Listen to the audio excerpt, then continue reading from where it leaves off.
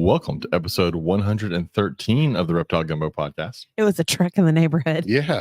I was like, did we get a new intro sound? Yeah, that's our new intro. It's an engine. Sounded like he was doing 100 miles a freaking hour. Oh, it's funny. Oh, welcome to episode 113. We're all here. Try again. 213. I went to 113. Yeah, you did it again this week. It is 213. It's not 113. You're like 2 years off. Yeah, my bad. It's 213. Yep. Can you change that? Not right now. It'll get changed my post. So speaking of posting the audio for last week, he didn't hit AM to the PM. It will load in about an hour from right now at 8 p.m. Did you have a stroke? No. So it'll load not yet at 8 p.m. tonight. So the new moving forward, because I'm trying to push some of our Patreon. I'd like for our Patreon members to get something out of this. We've got a handful of them. I would appreciate more of them out there if anybody wants to be a Patreon member. Like $2, just $2 a month, and you can help feed Robert, a starving child in Africa. Mm-hmm. No, we're gonna feed him a starving child in Africa. Hey, I am wearing a shirt that I haven't been able to wear in like 5 years. That's awesome. It's a very cool shirt. Probably made by a starving child in China. Whatever. But not my child. But we do have Patreon, and what we're gonna do is the audio of all of our episodes will get released either that night or the very next night. Sometimes it's late and I just need to go to the bathroom and then go to bed. But it will at least get posted by the next night. People don't want to know that, James. So you get the audio a week before it will release out to everyone else. This episode will go out to everyone outside of Patreon next week, but it will go out to Patreon at least by tomorrow night. Also on Patreon, I made a post over there for any of our Patreon members. Give us ideas for people you would like for us to interview. I would like to start doing some small 5 to 10 minute interviews with just simply listener based questions. You pick a previous guest. I'll reach out to them, see if they'll do it. And then you give us 5, 10, 15 questions and I'll go through it with them. And that video and audio will only be released through Patreon. Can I just say how much I loved that you said you would reach out to them? I think that's so wonderful. I reach out to almost all of our guests. I know it's a beautiful thing. With that said, I have guests for the next 2 weeks. I just have to show up and cook dinner. So long story short, please join our Patreon. Again, $2, $3 a month. It's less than a burger. It helps pay for this stuff. That's kind of the goal, is trying to start making this podcast pay for itself. I just want it to pay for itself. That's all I need. It's kind of like with the reptiles. The reptiles will never pay for themselves. They're pretty close though. Not really. It's a pipe dream. It makes me feel better. This might be able to. So speaking of paying for itself, let's do some sponsors. That's right. We have Lil's Shop of Horrors, which operates a commercial feeder breeder facility based out of San Antonio, Texas, that specializes in rats, mice, dubia roaches, Madagascar hissing cockroaches, and more. As feeder breeders, they focus on the nutritional needs of the animals that consume them. Nationwide shipping is available for live insects. For frozen rodent shipments, reach out to check the availability in your area. If you're looking to place an order, feel free to contact them through any of their social media pages at Lil's Shop of Horrors or email them for any inquiries. Yeah. I should have eaten this chocolate much faster. Herps Reptile Shows. So the next Herps Reptile Show is May 4th, May 5th in West Monroe, Louisiana. Then the big one over in Conroe, June 8th, June 9th. Katie will be there on Sunday. I will probably be there both days. Longview, Texas, June 22nd, 23rd. Slidell, Louisiana, July 20th, 21st. Sulphur, Louisiana, which is the old Lake Charles show, July 27th, 28th, which we won't be able to go. We'll be out of town, won't we? When? July 27th, 28th. That's when we come home from the Smokies. So maybe we'll swing by and say, hey, folks. From where? Sulphur. Yeah, we can stop on our way home. And then out to Oklahoma City, Oklahoma, August 3rd and August 4th. Also, I guess a shout out, kind of. I hope everybody in Oklahoma that's listening, if anybody listens to this, is okay. Mm-hmm. Oklahoma, Nebraska. Yep. Texas, I guess, also. As much as I make fun of Oklahoma, I don't want people to get hurt. Yeah. One of the guys I watch on YouTube in Nebraska, his new giant shop that he built at his new house, leveled. Gone. Yeah. What kind of shop? It was a huge, his where he does all the stuff on his park. I mean, it's a massive metal shop that he. Damn. I mean, the whole thing, the video is just, everything's leveled. And then like the windows on his house blew in but he still has a house. Some of those ones, I mean, you were talking about some of the ones that were really rough. So if you're listening to this, I hope you're okay. Corpus Christi, Texas, August 10th, August 11th, and then Bryan College Station, August 17th and August 18th. Those dates horrify me because that means we're back in school. I haven't even gotten out of school yet. So, damn. 18 wake ups. Ugh. Also, our giveaway this month. This is the last day. Is there a 31st in this month? I never know. Today's the last. Today's day. the last day. This is it. So if you're listening, go over to the Facebook page, find the post at the top, and tell us your least favorite feeder and why. What's your least favorite? We know it's either red runners or fruit flies. It's got to be one of those two. But tell us your least favorite feeder or why, and then you are entered. And also go like our sponsors for the giveaway, which are which are Lil's Shop of Horrors and Reddy's Rainforest. Go give them a like on social media. You got to give them a like on social media to also win. And you can win 500 Dubia roaches from Lil's Shop of Horrors. And you can win a bag of feeder fuel, which that stuff is awesome. My roaches are growing great on it. Oh, I cleaned the crickets in my classroom today, which I left in the classroom again. Sorry about that. But I cleaned them out today and gave them some cricket food. And for about 5 minutes, it was quiet in my classroom.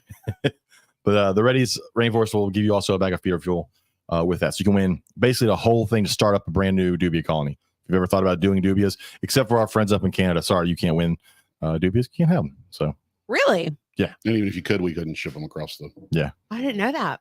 But Sea Side can't have them. Sea Side said they just hatched out their first eggs from their green-keeled belly lizards today. That's really cool. I'm gonna Google that. I don't know what it looks like. They're a cool little lizard. They're a cool little. They climb. They're fun. They're a fun one. Neat. I want to say our friend Brittany Reed has some. My arm's not long enough. There you go. Paper towels to clean up Katie's mess from before we came on here. I picked up my can and like She-Hulk to the Diet Dr. Pepper.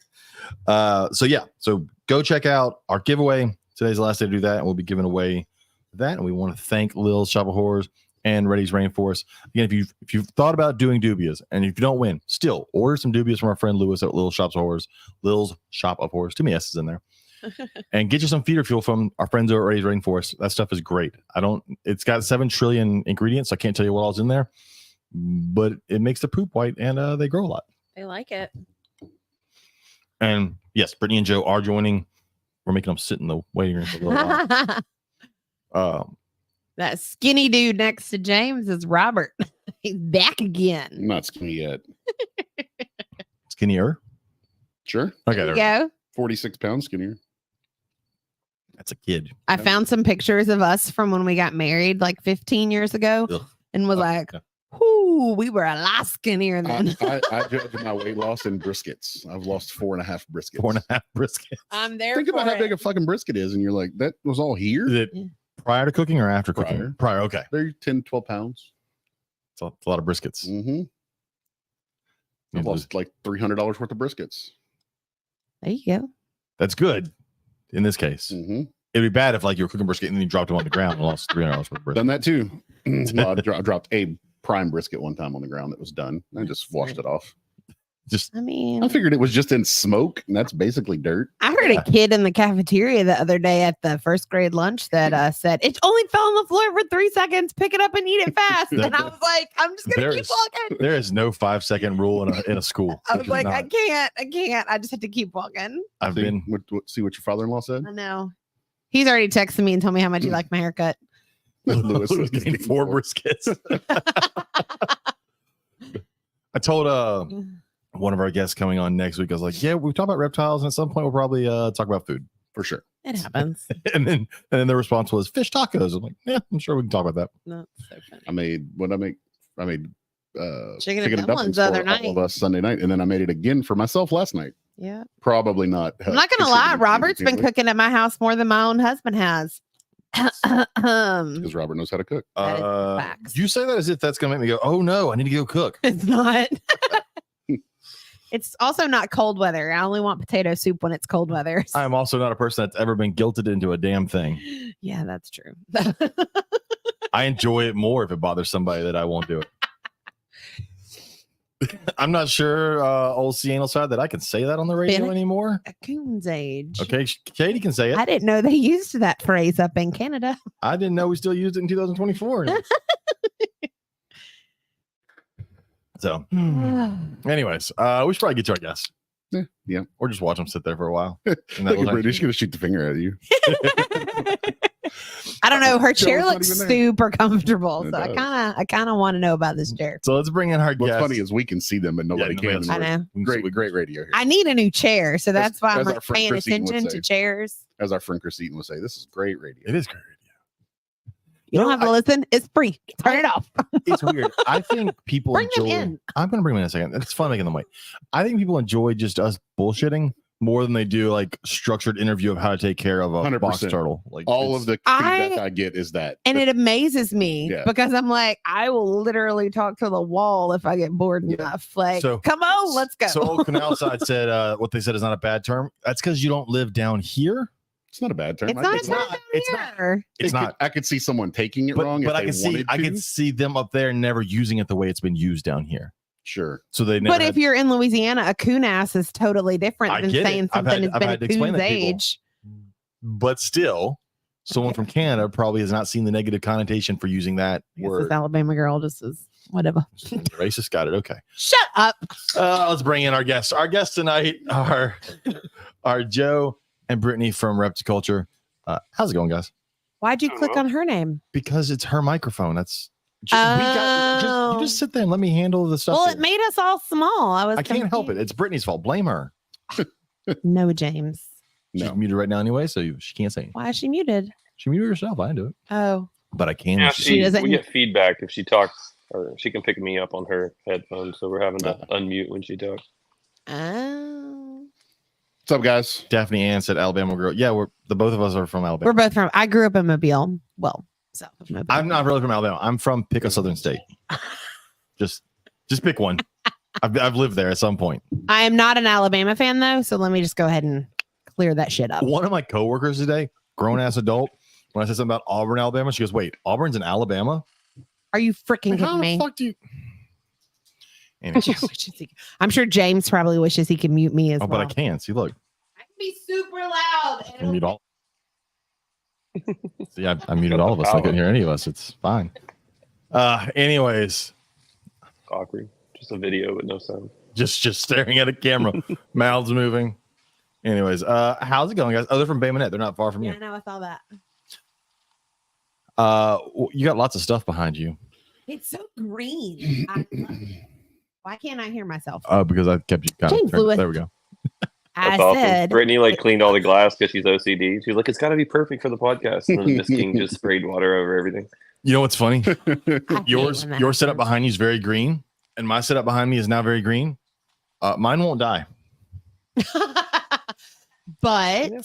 they're very good at their bioactive. Yeah, but I'm not. and we're not. So that's why our Mine, stuff mine is also plastic. apparently a middle finger to all chameleon keepers. I don't know. Fuck off, chameleon keepers. All my plastic plants. Some of them. Not the except, Reddies. except for the Reddies. The Reddies are I was amazing. gonna say, yeah, the Reddies don't do bioactive, and they have exceptional care. So Yeah, they have plastic. They're the I one. think they do. Don't they do something? Maybe work on it, but they do most of the stuff's plastic. Oh, okay. That's why I Yeah. do plastic. I've had my blue tongue before we sat down. I'm really enjoying having a blue tongue. It's a lot of fun. He's a fucking no, pig. I have three. She. now. You have 3. Four. I have 4? now. Yeah, 4. What kind? So I have 2 northerns, and then we have, what is that? God, you put me on the spot now. I have to look at the. It's like a Know special your animals, locality. damn it. So I have the Halmahera, but then there's another one. It's like starts with an N. I got nothing. I'd have to look it up. Anyway, yeah, I honestly learned about it like a month ago tops. But a lady reached out to us that used to be a customer at our store. She's like, I got this blue tongue skink. Like, will you take it? Like, spend all this money on it. It's like her like family pet. And like, all of a sudden now something's come up. She can't keep it anymore. She's like, will you take it? So originally I was like, yeah, we'll take it. I don't really need it. So I was telling Brittany, like, we may end up selling it or whatever. Well, then this lady's like, can you send me update photos? Like, can you send me all the information on it? And so now I'm like, feel bad. I'm like, okay, well, I can't sell it. So now I got this other blue tongue skink. But I was looking into the locality, and then I like happened to ask her. I was like, is this by chance that locality? And she's like, yeah, actually it is. And like sent me all the info. Now I gotta look it up because it's bothering me. Yeah, I do good to know mine's in northern, and that there are what's the other ones? IJs? Jaya? Yeah. Yeah, see, and That it's another sounds one of right. those. They're It's in gray that and same- blue. All those are like gray and blue, except for why can I not think of her name? We had her on the podcast in Where's Rosenberg. Sean when you need him? Katie's not even listening, so she I can't help me out know. here. I don't remember what her name was. Thanks a lot, Katie. Thanks a lot. I The do. Okay, so it's a locality of Indonesian, so it's similar to what y'all are talking about when you talk Gotcha. about the Iron Jaras or the Halmaheras. Probably going to screw up saying this, but it's Merauke, Merauke, yeah. Merauke. Merauke. Yeah, Merauke. So anyway, it's pretty cool that it happened to be like a specific locality. It's mean as piss. Yeah, see, because a lot of those localities share the same with like scrub pythons. So Meraukes and Halmaheras and scrub Makes sense. all in the same place. And we lost them. I think Joe just accidentally clicked it off. Let's bring them back. The Indonesian. Welcome back. Oh, did I disconnect? Yeah, Yep. you went away for a second, but you're back. Can you hear us? Yep, I can hear you now. Okay. So James has spoiled Pat. And so when James walks in the room, this lizard from wherever he is in the tank You talk on the microphone. will come over to the glass because he thinks James has food. Geez, in like a week? Oh, yeah. Easy. Huh? Like Well, by the that's been third day. Yeah, it didn't take long. It was By like the third day, by the this third day lizard of was feeding like, it- oh, James means food. by feeding it super worms next to the door, I was like, okay, every time I get super worms. How And do then like cat we food had with y'all's? Dude, dog. You do dog. I bought like I bought several different types. but you look for something because the other day you were reading the labels Well, I and just then make you sure were putting I some just grab stuff the back. good stuff. And like I didn't do fish because I said don't do fish, but then I do like the little packets of like blue buffalo or blue or the stuff that I probably should feed my actual dogs, but I don't. And so They get pretty expensive dog food. no, they don't. It's just all dog food's expensive. Fuck. It's really not. Really? That's cheaper dog food. No. I mean, it's not. Don't get me wrong. It's not fucking Alpo or Old Roy. Toby would only eat pedigree. And Toby was also dumb. He ate a rock. Really was dumb. I loved that dog. Oh, that's cool. Rock. No, Oh, like you know those rocks that you can get in polished a silver- gift store at like from a museum or whatever. I forget what metal they They're are, like it's but like it's heavy. And he swallowed it, and then it clogged him, and they had to go he in couldn't surgically. throw remove it up and he was couldn't it? poop it My out. old My dog. old dog, and it was a $250 surgery, and everyone in the vet's office knew him as the dog that ate the rock. Fucking dumbass dog. But he loved it. Yeah, I always said if you ever did it again, I was cutting out myself. Well, I wasn't paying to have someone else He do it. loved The me. Orion Center for Indigo Conservation released indigos today in Florida. Oh, that's cool. Yeah, today was their release day. So what you're saying is we need to drive over there and catch them all. Yeah, and then, good luck. Well, they released them on that the Nature Conservancy that they found the 2 hatchlings at this year Oh, that's cool. that were from released specimen. So it's pretty awesome that it's actually working. Yeah. They dropped 41 today. Cool. 41. That's a lot of indigo. They released 167 of them in the last 3 years. Damn. I mean, those are big snakes, and they have a large territory. Yeah. They have a lot of gopher tortoises out there because they're releasing them directly into gopher tortoise holes. See, I just shared it in the group. Oh, those are like adults that Yeah. they're releasing out yeah. there. Well, I think they release it only adults because they give them the best chance to survive. Yeah, That's cool. that'd be neat. We're all over the place tonight. Every night. Tonight. Okay, fair point. All right. Fair point. So since we have y'all on, we asked a bioactive question to our listeners, and the question was, what do you feel are the biggest challenges to doing bioactive enclosures? So I want to go through these, and then I want to get your opinion as someone who's done several of them and to people that have done none of them, and kind of get your response to what these people are saying. So our buddy Darren, who's in the chat, says keeping the cleanup crew in the enclosure and keeping them from overpopulating. Yeah, that's funny.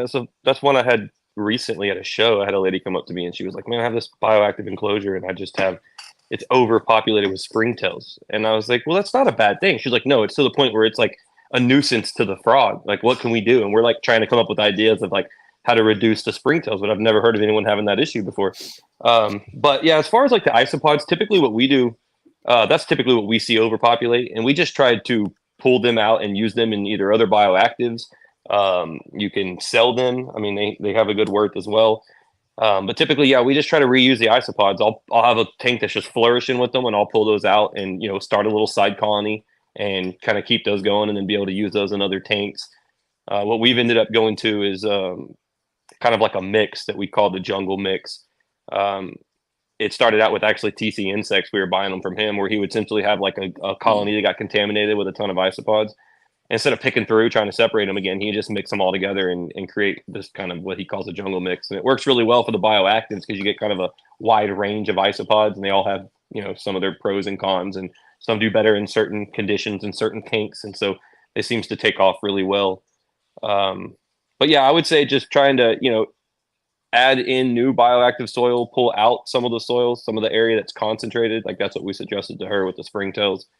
But that's not something that I see as being super common. I think more people have an issue with keeping isopods going in the enclosure and kind of keeping the bugs and plants sustained, from just my personal experience and what I've had people say. So one of the issues that I had, we have a crested gecko in our classroom, and his plants are plastic, but I did have isopods in there with him, and he eats them.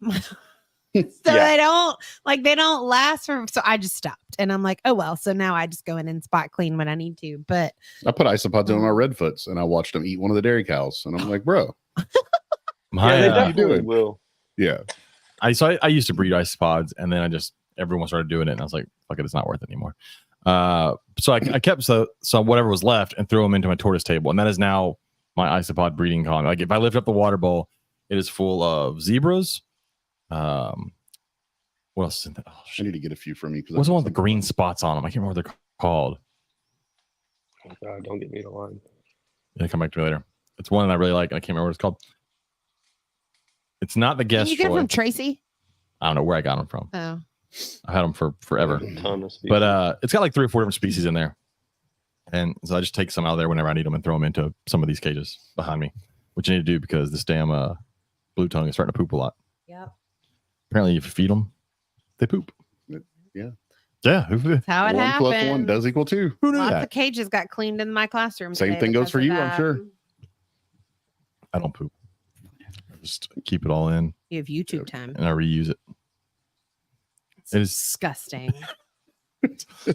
I'm trying to be green. No. It's 2024. Then eat leftovers. Oh, you'll turn green. I'm not eating leftovers. I'd rather just hold them poop in than eat leftovers. It's good for the environment. So it looks like you guys still have quite a few reptiles. Do you feel like you have more now that you're not No, having we the store? We have less for sure, but Do you? we still have quite a bit. I think the last time I added it up, we have like somewhere around about 100 animals and like 60 species. So yeah, Wow. it's That's still a lot of work. We'll probably slim it down a little bit more. It's tough, because a lot of this stuff, like one of the things when we got into the breeding side is, we bought everything as babies. Right. That was like one of the, kind of things early on people said is, you don't want to go buying up just adult females. You never know the situation or whatever. So we just bought everything young. And so it took some time. And so the shop was only open for 2 years. We were really buying on like a breeding level before that, maybe a year. So it was like right around now that things are starting to get to where they're breed ready or able to go. And it's just hard to sell something you've raised since a little speck. And now you see this like big animal, so we each have our little things that we're attached to and then whatever projects, but we've slimmed that down a lot. Like I got a handful of ball python projects going, visual things that people like and want to see, Right. Your bells, your mystic potions, banana pies, bananas, dreamsicles, things like that. And then I got a couple little projects that I was, attached to, I guess, or got some cool things that I want to see happen with that. But slim down, that was probably the biggest category we slimmed down on is, at the end of the day, the world got a lot of ball pythons, man, and a lot of successful breeders. And we're never going to compete on the world's first and anything like that. So we kept a handful of them to produce animals to, sell them for shows and stuff. And Well, I'm going to get rid of my hognose collection, but my very first snake was a hognose, so I'm going to keep him. He's just a normal male that I bought in Las Cruces, New Mexico. But I'm going to get rid of all the other stuff that I've been feeding for 3 years because I just don't want to deal with hognose babies. Because you've been thinking about just getting like stuff to put on display animals. Yeah, I'm not. Honestly, for a guy who built 1 million racks, I don't ever want to have another rack. Yeah, I just don't. Not because of that. Yeah. But because I just want. I was thinking about it last night, laying in bed, that I would rather have a wall of cages and have less animals. It's just where I'm at right now. That makes sense. And I want to do something outdoor. Like I want to do. James and I've been talking about it. I want to do like a Doomerals enclosure outdoors, and then put maybe some chameleons or something in there to be up top. A whole bunch of veiled. Yeah, and that's a ways away. Yeah, I'm not going to do it in my 700 square Tomorrow. foot apartment. That's for sure. I don't think they'll let me set that up out by the pool. Who knows? Who knows? But I don't know. The lady that runs my apartment, she loves reptiles. So she has a Herman's. No. A Russian, I think. A Russian. Yeah, the Tortoise. blue ones. She has a Russian and a crested gecko. Yeah. Yeah. By the way, Armadillium granulatum. Yeah. I looked up it's the one I have. Yeah. I figured it out. Let's go to some of the other questions we had here for y'all. Other answers. Our friend Danielle said, depends on the species. I have no issues with my geckos this far. We'll see how live plants go with fully grown lychees. But for some of my snakes, their sheer size is going to make it difficult to plant live plants, and picking the right isopods is a lot. I'd love to get my falsies on bio, but one Halder is a beast and would squish plants, and he splashes his water and makes the whole enclosure swampland. Isopods surviving there would be an interesting trick. So yeah, I agree with that. I've always been an advocate for the big snakes to be on Reptichip. Even with the store, that's kind of where me and Brittany disagreed a few times. And she's like, we sell bioactive, we represent bioactive, everything needs to be a bioactive. And it's like, you can believe in something and have 90% of the animals, but it doesn't fit every occasion. And one of the things like with snakes, they like to burrow, they like to get down in there, like the comment was saying, they get messy. So that's one personal thing for me right off the bat. When I go get my snake out, I don't want to be digging my snake out of mud and dirt, and I don't want to be getting dirt all over the place, all over the floor, all over me when I want to hold the animal. So yeah, I've never been a fan with the larger snakes. It does really well with your arboreals. It does really well with certain terrestrial snakes, smaller species, like she mentioned, false water cobras, things like that. But heavy body is always going to destroy your plants, and then like she was, they were saying in the comments, it messes up get water over the enclosure. Well, like how many isopods would you need to clean up a boa turd? Like I've seen my boa. That's a lot of fucking isopods. What was that snake that y'all had? If you were looking at the front door, if you were standing in the store and you were looking at the front door to the left, it was in that middle enclosure. It was like some kind of a king rat, cave rat. It was some kind of a weird rat blue snake rat or something. snake. Yes. Kunisher Island, Japanese blue rat snake, blue face rat snake. Was it? It was on a bioactive, wasn't it? Like a desert one? No, it was just in Reptichip. Okay. Yeah, all those were the enclosures we got from you, though. Those were all just set up on Reptichip. But like that snake, rat snake's a perfect example. They climb all over everything, but they're pretty delicate on their environment. You know what I mean? They're not super they carry their weight well. They're not heavy bodied, so they do a pretty good job in bioactives, especially like the smaller ones. Like I got my cave dweller in a bioactive. He does really well in that. The blue rat snake would do well in one. So it really just depends on the species. And I'm sure someone's listening right now going, well, I've got my retic on bioactive and it works great. That's good. We're not saying you can't do it. Right. No, we're just saying for certain situations, certain people, it's just not the best for them. And I did it with a ball python once and it smashed all the plants down. And then, and I was like, okay, this is dumb. We're putting a bearded dragon in here. Yeah, that's the most. So mine aren't bioactive. Mine are cocoa bedding, fake plants, and isopods. So it's not really I'm not growing anything in there. Like, and if the isopods get eaten or whatever, I just throw more isopods in there. But that's because and we'll look at some of the other answers talk about it. I feel like it becomes more work for some people like myself to try and keep plants alive versus, and I stop worrying about the animal. I'd have to if my chameleon cage, if that was all real, that would take me so much work to keep all that shit alive. So I have a Thanksgiving cactus that lives downstairs in our kitchen, and it has been alive for 2 years. Because you neglect it. No, it's because I only have to water it once a week. That's the only thing I've ever kept alive this long. My mom gave me English ivy when I moved into my killed it apartment in college, and it was dead in a month. Well, when you put it on the top shelf and don't water it, totally forgot it was up there. Tends to die, and it died. Yeah. The plant that she said no one can kill. Well, she meant no one could kill as long as you water it. Yeah. Because, it's a plant. The wandering dew on the front porch is doing pretty good. We were the same way, to be honest, like with plants. Neither one of us really had a green thumb. That was one of the things when we first got into bioactives. And we actually had better luck with the plants in the bioactive enclosures than we did like outside of them. And mainly because, like you mentioned, the chameleon, like, oh, you wouldn't be able to keep the plants alive. Well, at the end of the day, the plants are less work than a chameleon. Like you have to at least I don't know about pretty that. idiot proof. I mean, about every 3 days at tops, you need to mist the plants. That's all they really need. But if you're I haven't killed the chameleon, so it's pretty. Yeah, we've got that Mist King on him, and all we really got to do is change his pad out in the bottom and feed him. Yeah, It's see, and the pretty Mist great. King keeps the plants watered. So, like, Yeah. it's all about picking the right plant. Like Chaphalera, they're pretty hard to kill. The umbrella plant or whatever. That's like the one that everybody loves for the chameleons. Typically, if you have issues with those, it's because you don't have enough light on them. We have like a real large enclosure we made out of a china cabinet, and we had some issues with that. Brittany was actually arguing with them, like, we need more plant light. And I'm like, we have plenty of plant light, but it was more penetration was the problem. So she was right. We ran 2 long lights down the inside of the enclosure, and now the Chaphalera are just growing up like crazy. So Brittany, do you want me to get a recording of that little sound clip where he says that you were right? Like, we could just put that could be his ringtone, or every time he messages you on your phone. We can make that happen. I can figure out how to make that happen. Don't worry, Joe. He has no idea how to use any of this equipment. We're good. No, but I can play this back, and we can record it from there. Not if James I'll use my phone. That's exactly what I was thinking. It never happened. That's hilarious. So let's go through a couple more. Nakia Ramirez said, keeping my cleanup crew alive. So that's the opposite issue that Darren was having. I actually commented on that one earlier, but the key to that one is like arid enclosures is always the problem with isopods, right? Because they need moisture. So selecting the right isopod, the powder orange work really well. That's one of the ones we use pretty commonly. The powder blues.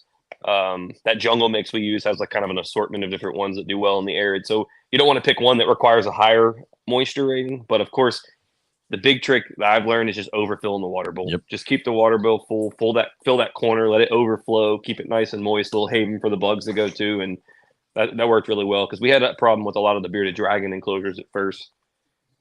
Well, that's my Redfoot. They have one of those little ramp bowls where they can go up and climb in. If you lift that thing up, it's just hundreds of isopods under it. So whenever I water the tortoises, I fill that up, let it overflow, and then I just kind of pour water all over the entire thing, all over the bedding. Just it's good for the tortoises, it's good for the isopods. So if you've got a bedding you can do that in, then definitely go with more water. I found with the blue tongue, I set up the blue tongue with Reptichip, the chunk that I've always used, and then when we were doing the Rosenberg show, Andy had the Reptichip core, the giant things of the core that I had not used, and so I used a mix of that for the blue tongue, and I love that Reptichip core stuff is super fine. And it's great to add in instead of having to add in like soil. And in my case, if you're doing a full-on bioactive, you probably need soil and all that stuff as well. But Nakia's in the chat. She says, thank y'all. Yeah, absolutely. Another thing with bearded dragons that we learned are arid enclosures is plants, right? So you have a hard time finding plants. Yeah. That'll stay alive. So one of the things that we've done is like either putting edible herbs in there, putting wheatgrass in there, things that the bearded dragon can eat, because then you're not worried about him eating a plant that's going to give him diarrhea or some adverse effect. Even if it's a safe plant like aloe, they eat enough of it, they're going to get diarrhea.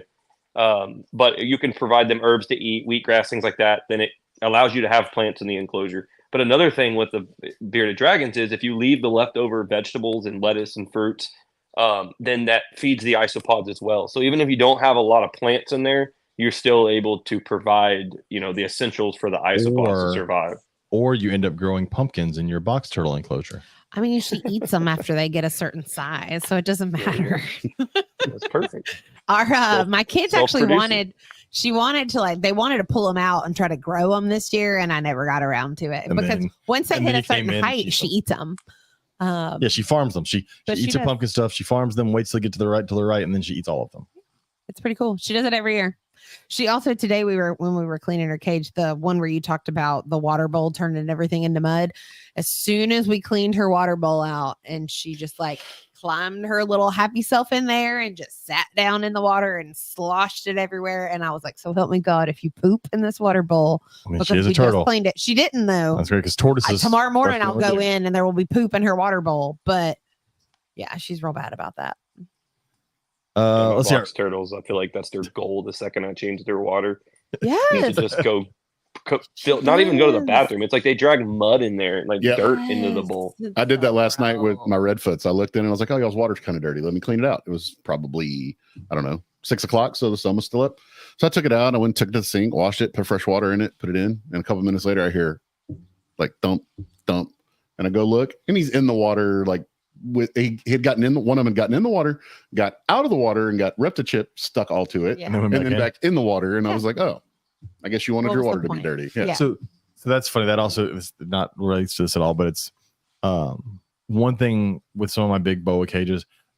My big boa cages, well, I want to preface this, are not gross. There's not just like wet shit. It's not a smell in there. It's not that. Oh yeah, no, But I don't because I don't tolerate I that. don't overly clean my big snake cages because I fully feel that these things feel far more secure in a cage that smells like them. Because what is the first thing that happens when you clean a snake's cage?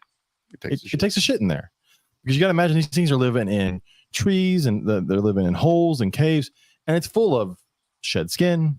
They've gone to the bathroom there. It smells like them. That is why they want to be there. And I think that if you keep your stuff way too sterile, they may get a little more stressed out because of that. It's not their home. Yeah. Just talking about the turtles wanting to make a mess. It's like when you're breeding and you could throw a shed from a male in to kick it off. I mean, Yeah. it's kind of the same idea. They're very scent driven animals. Yeah. It's like my pregnant female right now.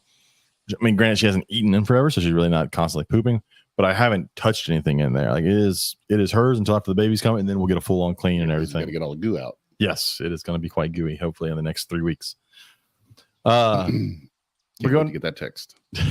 You'll hear me scream all the way from Houston. You'll hear me Probably. here. Our buddy Drew over at Learning Zoo said understanding plants, specifically lighting needs, which I talked about earlier.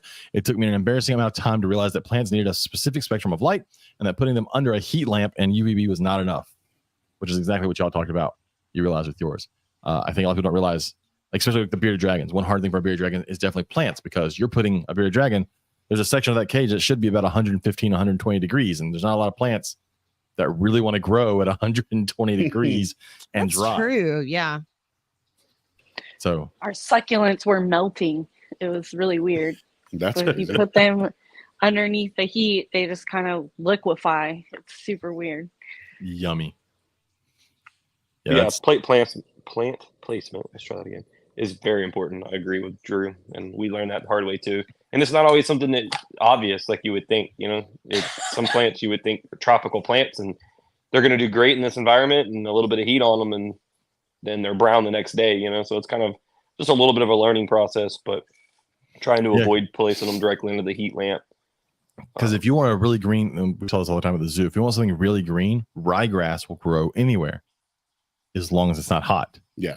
Right. It's a winter grass. Yeah, I can get it to grow in That's any what of my we plant- cages, We're unless planting it's, on all our cow pastures Yeah. in the winter. and that's what we used to do. Our zoo was so green in the winter, so green, Yeah. and then spring came. Yeah. And all the yards turned back to dirt. But so you gotta be careful with the plants. Our buddy Ryan Cox said staying consistent as people, our lives get crazy. I failed so many times on bioactive simply because I failed to keep it consistent. Even after 4 years, I finally killed a colony of isopods from a busy season at work. I've done that. Yeah. You don't water them, they dry Yeah. out and they die. That is one thing about having the Mist King system for these lizards. It's the one that's kept keeping the lizards so much easier. Is that's one thing I do not have to worry about. Mm-hmm. Well, as long as you keep the reservoir full, there's that. There is that. There is that. It is full right now, so we're good. I think we've only, in the year that we've had it, They we've ran only, out once. yeah, it's only run out on us once. Dang. It's pretty good. And other than that, we've been, And no one died. And Yeah. my Mist King didn't burn and the up. Mist King didn't burn up. That was the No, important yeah, thing. It can run dry. That's one of the main reasons I love that system. You know, you can build the system pretty inexpensive, but their pump is really what sets that system apart. You know, replacing Yeah, the pump gets expensive quick. Wasn't he the one that recommended we get this? Yeah. Yeah. Yeah, that's what we have And in the it's- shop, and I have behind me. But yeah, I have that on all the crested geckos. The chameleon is set up with the Mist King. Definitely helps keeping up with that. But yeah, that is tricky part. You know, obviously you got to keep the plants moist. You got to keep the animals, depending on the, you know, the temperament of the animals or the environment of the animals. I guess if it's tropical, you know, that type of thing. So there's a balance to it, and you get busy. Things do happen. We're all human. We've definitely had our share of isopod colonies crash on us. That's one of the things. And what I learned with isopods is less is more. You know, we tried to do them really complicated and these like nice setups with holes and everything, and like talking to some of the bug guys. They're like, no, you take a tub. Oh, that's how I did them. press and seal over the top of it and the lid. And now you only have to water it about once every 2 weeks because it's going to hold all the moisture in. They don't need, very much oxygen inside that tub. We were using ventilated tubs, and you got to do it like every 3 days or they're drying out and you're losing isopods. So that was my one problem, was mine were ventilated. But yeah, I had a rack with just those clear Rubbermaid latching like sweater box tubs, like the longer ones, and that was what I just kept them in, just on like cocoa bedding and cocoa core. And they did great as long as you litter and kept them wet. Yep. Yeah, kept the moisture up. But I actually have one over here to the side of me, and you can see the condensation running down the tub. And maybe once every 2 weeks, we add a little bit of moisture to it. It makes a big difference. Just trying to simplify the process. But yeah, the few times we got into like the fancy isopods, and Brittany grabbed some expensive ones from the shows. Yeah, they didn't last very long. I told her, you're cut off on the isopods. I miss my dairy cows. Do you still have dairy cows? We don't have any at school because they were drying out over the weekend. I don't think I have any dairy cows left. That colony I had used to get so big. Like I'd never seen other people's dairy cows get that big. Not big as in there were large quantities. No, just huge individuals. The individuals were just large. Really, they get larger than a lot of your isopods, but I feel like the colonies also blow up faster than a lot of other colonies. They do. It's by far, if you're going to own an isopod, to me, if you're going to own an isopod, to own an isopod, it's dairy cows. Yeah, they're so easy. They come out and about. They don't hide all day. You can watch them I've watched them pick up pellets of fish food and just carry it off. Mm-hmm. There's one thing about dairy cows. Sorry to me. Go ahead. No, go ahead. I was going to say it's interesting because I've heard mixed reviews, so I wanted to kind of get y'all's opinion on it, or some of the viewers. But I've heard a few one-off situations from reputable sources that dairy cows, being a little bit more prolific protein eaters, have been known to eat reptiles. Now, again, yes, I've heard that too. So, but then I hear some people who say, I've kept dairy cows with my reptile for 10 years and I've never had a problem. I wouldn't keep them with a terrestrial snake. Okay, something that buries lays for a long period of time. That's kind of I'm not going to keep them with a boa or a ball python that's going to just sit there. Look, I have fed them snake skin, and I've watched them destroy it in just an hour or two. I fed them pinky mice and watched them eat it down to nothing. Mm-hmm. Yep. Same. And so I can only imagine. We've always avoided it. Yeah, a boa sitting there, not moving off the ground. I mean, hell, none of us, hopefully nobody still uses heat rocks, but we all remember the days of fucking snakes just laying on a heat rock and burning itself, and you're wondering how the fuck can a snake just sit there and let itself melt. Well, now imagine that snake just sitting there and letting dairy cows go to town on it. They will. How is it that you could touch a snake and it reacts, and they can clearly feel pain? You apply pressure, but still to this day, I don't understand that. Like the whole heat rock thing. I don't get it. I had an iguana at the shop we got in. And we put it in the one that we had the green iguana cage in, that kind of like stand up, like 4x2. And we brought it in, we set it up for like a temporary setup. And I had a cage around the light, but it was the rhino iguana. She pressed herself so tight up against that light that she still managed to burn herself through the cage because she kept her body pressed against it for so long. And I mean, it took her months to heal from that. I felt terrible. And it hurt. Like, it was. But do you? So here's the thing, though. But did it? Because guest appearance. They didn't. They didn't evolve to not touch hot things, right? Because in the wild, the majority of the animals we're talking about, there's not 200-degree things that they're going to fall on and lay on. So maybe they don't have that sensitivity to heat. Maybe. Because they definitely, I've watched them, dealt with snakes that got burns, and they just sit there like nothing happens. Oh, I dealt with so Katie's younger brother when he was little. We got him a ball python while we were at college. I came home one weekend and it had the thermostat, but the thermostat probe had come off the heat tape. Yeah, and it had, which happens to a lot of people. Yeah, and it had burnt, and there was poop in there, and it kind of fused into the melted skin, and it looked horrible. And so I had to sit there and peel it all off. But I'm thinking, fuck, did this snake just sit there and let this happen? It's not like the entire cage was heat tape. It could have gone to a cold side, right? And you would think it knows where it's cold and hot in there. It lives in there. So it thermoregulates, for God's sake. So it clearly knows it understands that, right? They already said they heard from a bug guy that dairy cows are not protein hungry. They want calcium. I don't know. I've seen them eat a shit ton of protein. Me too. Yeah, I've always heard mixed things on it. I've always erred on the side of caution, like you said. I've never put them with any animal just because it's not worth the risk. I've always been afraid. Yeah. But I know plenty who've done it. I mean, I would maybe do it with like a squam, something arboreal that's going to stay up in the trees. I would do it with an active lizard, like these emerald tree skinks, right? They're active. Right. They're moving around. They're running. They're up high most of the time. They're never laying down. Yeah, they'll eat them if they come out. Right. So that wouldn't bother me, but I probably wouldn't do it with the blue tongue over here. That was still one of the coolest like reptile experiences I've had, was when that thing jumped and caught that black soldier fly in the air. Yeah.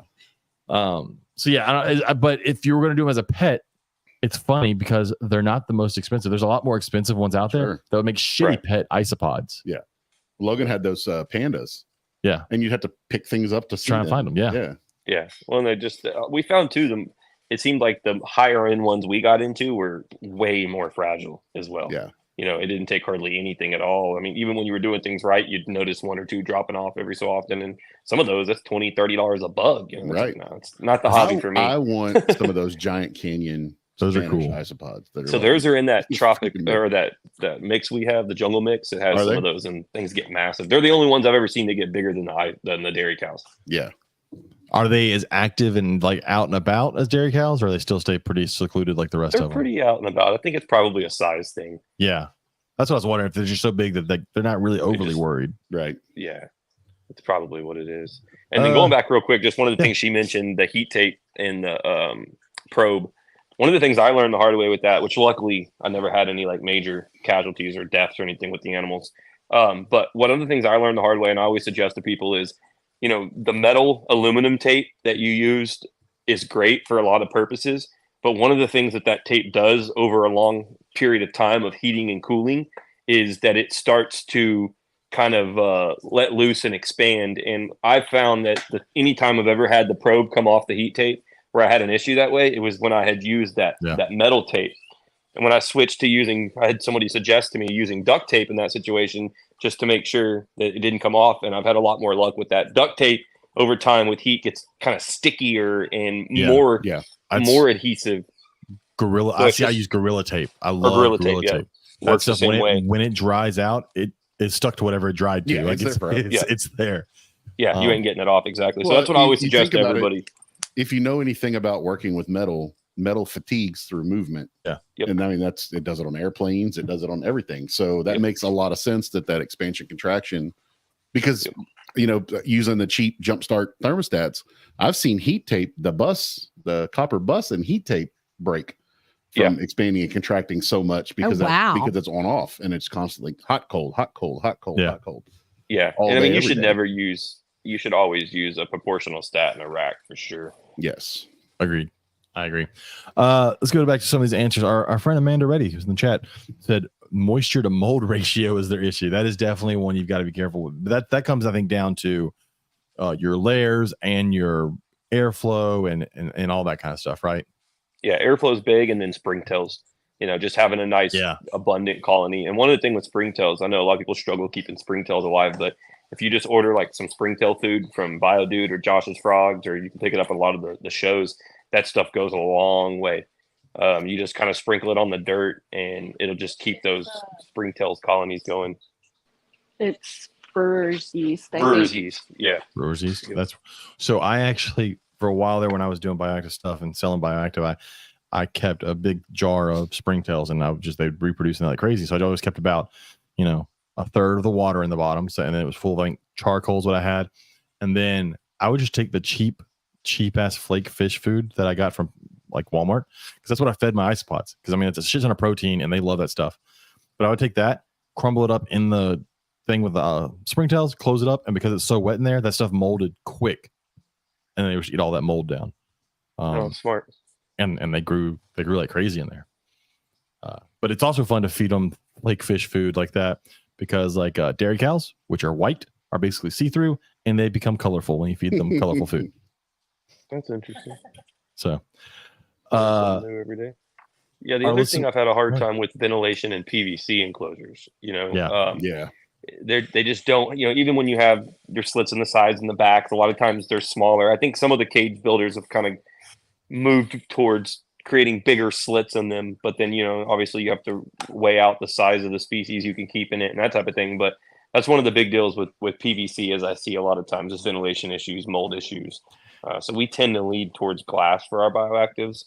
But if you're going to do PVC, just make sure you have plenty of ventilation. And one thing you could add to PVC, and I've done it on cages early on when I had my first rainbow boa, is computer fans. And they're much better now. But a small computer fan on a vent hole towards the top that's just moving air would be very useful. Yeah, you can even get a push-pull assembly on Amazon for like $10 now. Just a computer fan. It's already connected with the wires to each other, and then it plugs in USB, and it has a high, medium, low selector switch. I use them in all my incubators. That's what I put one on my incubator. And I use the same thing. So that's kind of one of the things with the chameleon, right? When we did the big China cabinet and I built all that, everybody's like, oh, well, chameleons have to have all this ventilation and you can't do a China cabinet. I'm like, well, there's always more than one way to do things. And so that's exactly what I did. I cut 2 holes in the back and I put 2 big fans up top, 2 computer fans up top, and I have 2 on the back. And it's just simply like you would do a computer design in a computer case. I have the top fans blowing air in, the back fans blowing air out, and it just creates that constant flow. And we've had a lot of success with that. Yeah. So it's simple stuff to fix. You get easy fixes to get around stuff. I feel like sometimes people just give up because things get difficult and they don't know that there was a super easy fix that just would have worked for what they were doing. It's that whole like running a race and giving up right before the end, and you don't know where the end is, and it's like right around the corner. Mm-hmm. Yeah, we hear that a lot with certain species. Oh, you can't do a bioactive with a leopard gecko. I got that all the time. And it was like some of the answers back, and some of these were coming from like super credible people. And like the answers they would give me back were like, well, they need belly heat, not above heat. I'm like, okay, well, explain to me exactly where the heat tape is in nature. Where is the heat pad at? How are they getting belly heat inside? Well, they go lay on a warm rock. Okay, so maybe if we took overhead lighting, like a halogen light, and we put it over a rock and implemented heat on the rock like a sun, then we would have a warm rock. Now we measure that rock, it's 120 degrees. Hey, we have 120 degree belly heat, right? Well, yeah, I guess you could do that. All right, then. So it's possible. So it's just sometimes thinking outside of the box. It's not always going to be the same for every species. Like I talked about with bearded dragons, leopard geckos, you're going to have a harder time on the arid side of things with isopods, and you're going to have a harder time with plants. But at the same time, they don't have to be flourishing with plants to be able to sustain a bioactive that's going to keep your isopods alive and keep up with your waste. Yeah. And, something like a leopard gecko doesn't really have a ton of waste to begin with. So it can definitely be done. It's just a matter of, balancing those things out. And, a big concern too with leopard geckos is too wet. Everybody has this mental picture that if you're going to have a bioactive, it's got to be this extremely wet environment. And like Andy Sampson with his desert dirt that he makes, it's got excavator clay in it, and it does a really good job of, still satisfying your needs for bioactive, but giving you that dry, arid dirt that's not going to, keep your animal wet. And you can even mold it into rocks and everything else. So it's pretty cool. Wow. Yeah, Andy makes a great product, and he's like a mile from here. Yeah. If that. Less than a mile. Yeah. Let's go back to these, our listener, Jack, who will be coming here in November from the Netherlands. When he comes, I've already told him we're taking him to the zoo. We're going to take him to the Houston Zoo. We're going to take him to the Learning Zoo, and we're going to take him down to Croc Encounter, and hopefully over to Reptilandia. Yeah. He's coming over here from the Netherlands to see stuff. We want to take him to all the cool places around here. At least he's going to be here for like a month in Texas. Yeah. So that's awesome. But he said his challenge is to make them look good and not overgrown. He says in his setup, some of the plants do really well, so he needs to trim them pretty often. But to do that, they still make it look nice. I think it's very hard. Yeah. I mean, it's funny seeing the issues that people have. Like it's at either end of the spectrum. Like, oh no, shit dies, or God, this stuff is way too alive. I'm too successful and I have to trim it. Right. Yeah. No, that's for sure. And it'll happen. We've done the same thing with like certain plants, like we've learned that they will flourish rather quickly. And so, we avoid smaller bioactives with them. But again, it's just in the managing what plant you use. And then of course, as it grows, you're going to have some trimming to do. But yeah. Or just like rotate them out. So if it like grows too big, then I'll take that same plant in the smaller version and just replace it, and then just grow them bigger. And then I can use that big plant now in a bigger build. So makes sense. Yeah. Yeah, and I think that's a big part too. Like they were talking about with the isopod population and stuff. The more bioactives you have, as you start to do them, and you have multiple of them, then you can always kind of shift things around. You don't have just that one bioactive that now you have too many isopods. What do I do with them? More than likely, you have a couple of bioactives that could use some extra isopods, and so then it's just kind of more of a balance of things. So what Joe is saying is, if you have too many isopods, and Brittany's saying if your plants get too big, you need more reptiles. That's what I heard. That's all it is. You need more reptiles. And if you need more reptiles, you can contact Repticulture and then get some reptiles. Yeah. Another one of our listeners with the whitest name ever, Joe Smith, said they work great for smaller species. Unfortunately, many of the larger ones will either destroy the environment or their feces are too large to be left for the amount of time it would need for isopods to get rid of, which is all stuff we said earlier, which we agreed with. This person, I don't know, Lee Reddy, whoever that is, said telling people just because they have dirt out of a bag in the bottom of their enclosure doesn't make it bioactive. That is true. We get that a lot. And to be honest, we did that at first. We first getting into it, reading about it online. We're like, okay, well, we can do this. Like, we're going to buy some potting soil and we're going to plant these things. And what you don't realize is a lot of the potting soil you buy in stores is very heavy in manure. So you're going to get tons of gnats.